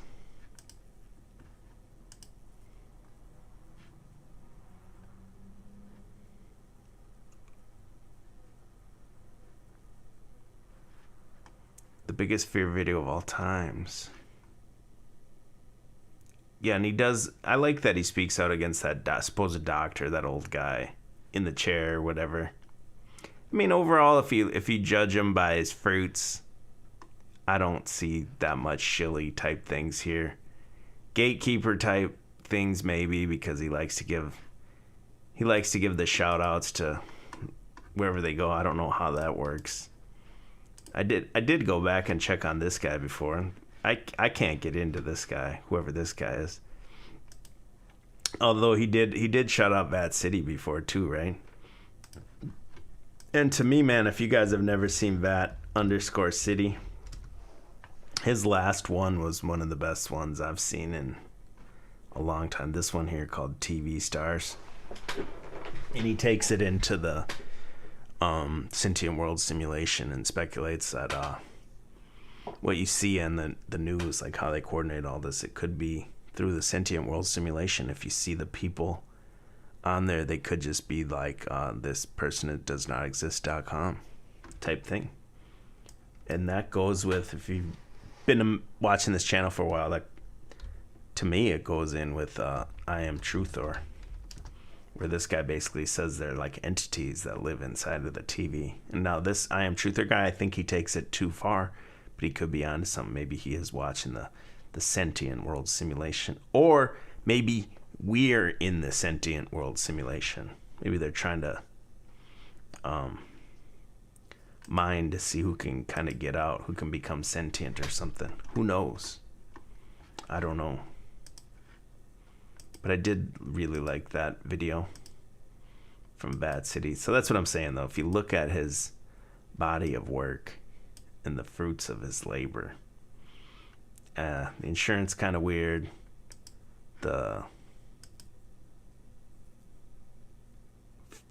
InfoWars mixed with Fox News, kind of, it's a little bit of red flag or so. I don't know if you call it a red flag or whatever, but I do see his channel becoming kind of a blind, not specifically his channel, but bigger channels like that becoming kind of a blind spot for these truthers, where they're like, oh, well, they get that layer of trust. They're like, this person is, would never steer me wrong or something like that. But if you're in the truth community, you need to be looking deep into all these people that are giving you these information. And again, don't just ride with any one person's take on stuff. Even me, find whatever you think works for you, and then go back and find some stuff you don't agree with other people, and kind of constantly go back and double check and make sure you're right and you're not missing anything. But my own opinion, I would just have to say, yeah, he's probably not a shill. Freevoice.io, I don't see any money changing hands there or anything like that, so I don't think, like, how much would he be making? I don't see it. B Smiley says, I am Truthor is onto something batshit nutso, but something weird is going on. What's up, Nevercold? Hoovman says, you need to look deeper at Penn State. What am I missing, Hoovman? They have a chapter of Skull and Bones. Is that where he went to Penn State? I haven't gone down that rabbit hole yet. Is he Skull and Bones? Is he the descendant of a ex-president? Come on. Ooh, Hoovman said I went there for a year myself. Hoovman's an alumni. Bob Sapp has an interview at a club warehouse this week. Just tell him you believe in the military chain of command, and that what they want to hear is you will go to your direct supervisor. You won't go above your direct supervisor unless they can't handle it. They want to know you're going to go to your supervisor. If they don't handle it, you go to their manager. If they don't handle it, you go to their manager. They're basically making sure you're not going to be the kind of person that's going to go to the top of the food chain right away to the main manager or whatever. You're going to work. That's what they're looking for. Yeah, B Smiley says he doesn't shill products. It doesn't mean anything, but worth noting, he isn't shilling food buckets. The only thing to me that's weird is the ease of the availability to look up his stuff. Like, you can look him up on Facebook, all that. I don't think it's almost like it's intentionally there, like a dare I say, pissed on breadcrumb. But it just seems like it's way too easy to look into his entire life online, and the fainting of the technology, like he doesn't know anything about it. Like, it's 2021, man. We gotta get. He'll say, "Oh, I can't live stream because I don't know how." Well, you can go on YouTube and watch a video exactly how to do it, right? I don't know. I still like Matt. That's the only channels that I still watch to this day. Is I watch Matt, I watch IPS, I haven't even watched Mag because is he even on YouTube anymore? I don't really go to BitChute to watch anything. I watch Jurassic, of course. And the only other thing I really watch is I watch Oracle Bridget. Like, you guys asked me, do you watch John Levi or any of these? No, I don't watch that because I watch Oracle Bridget. She streams 2 or 3 times a day. I don't watch every single one, but that's why I'm always excited when Oracle Bridget goes on. I was kind of disappointed when everyone was kind of going full truth or whatever in that scenario. Dangarang says he loves Matt. He's gonna ride for him right now. JL's live right now. So I guess I got through what I needed to get through. Let me shut it down for you guys here. I want to thank everyone that was here. Did a nice long stream tonight. Oh, real quick before I go, I don't know why I wanted to show this, but this is like it's just called Dope Bags. It's fun. I just go around looking up the most random stuff. But it was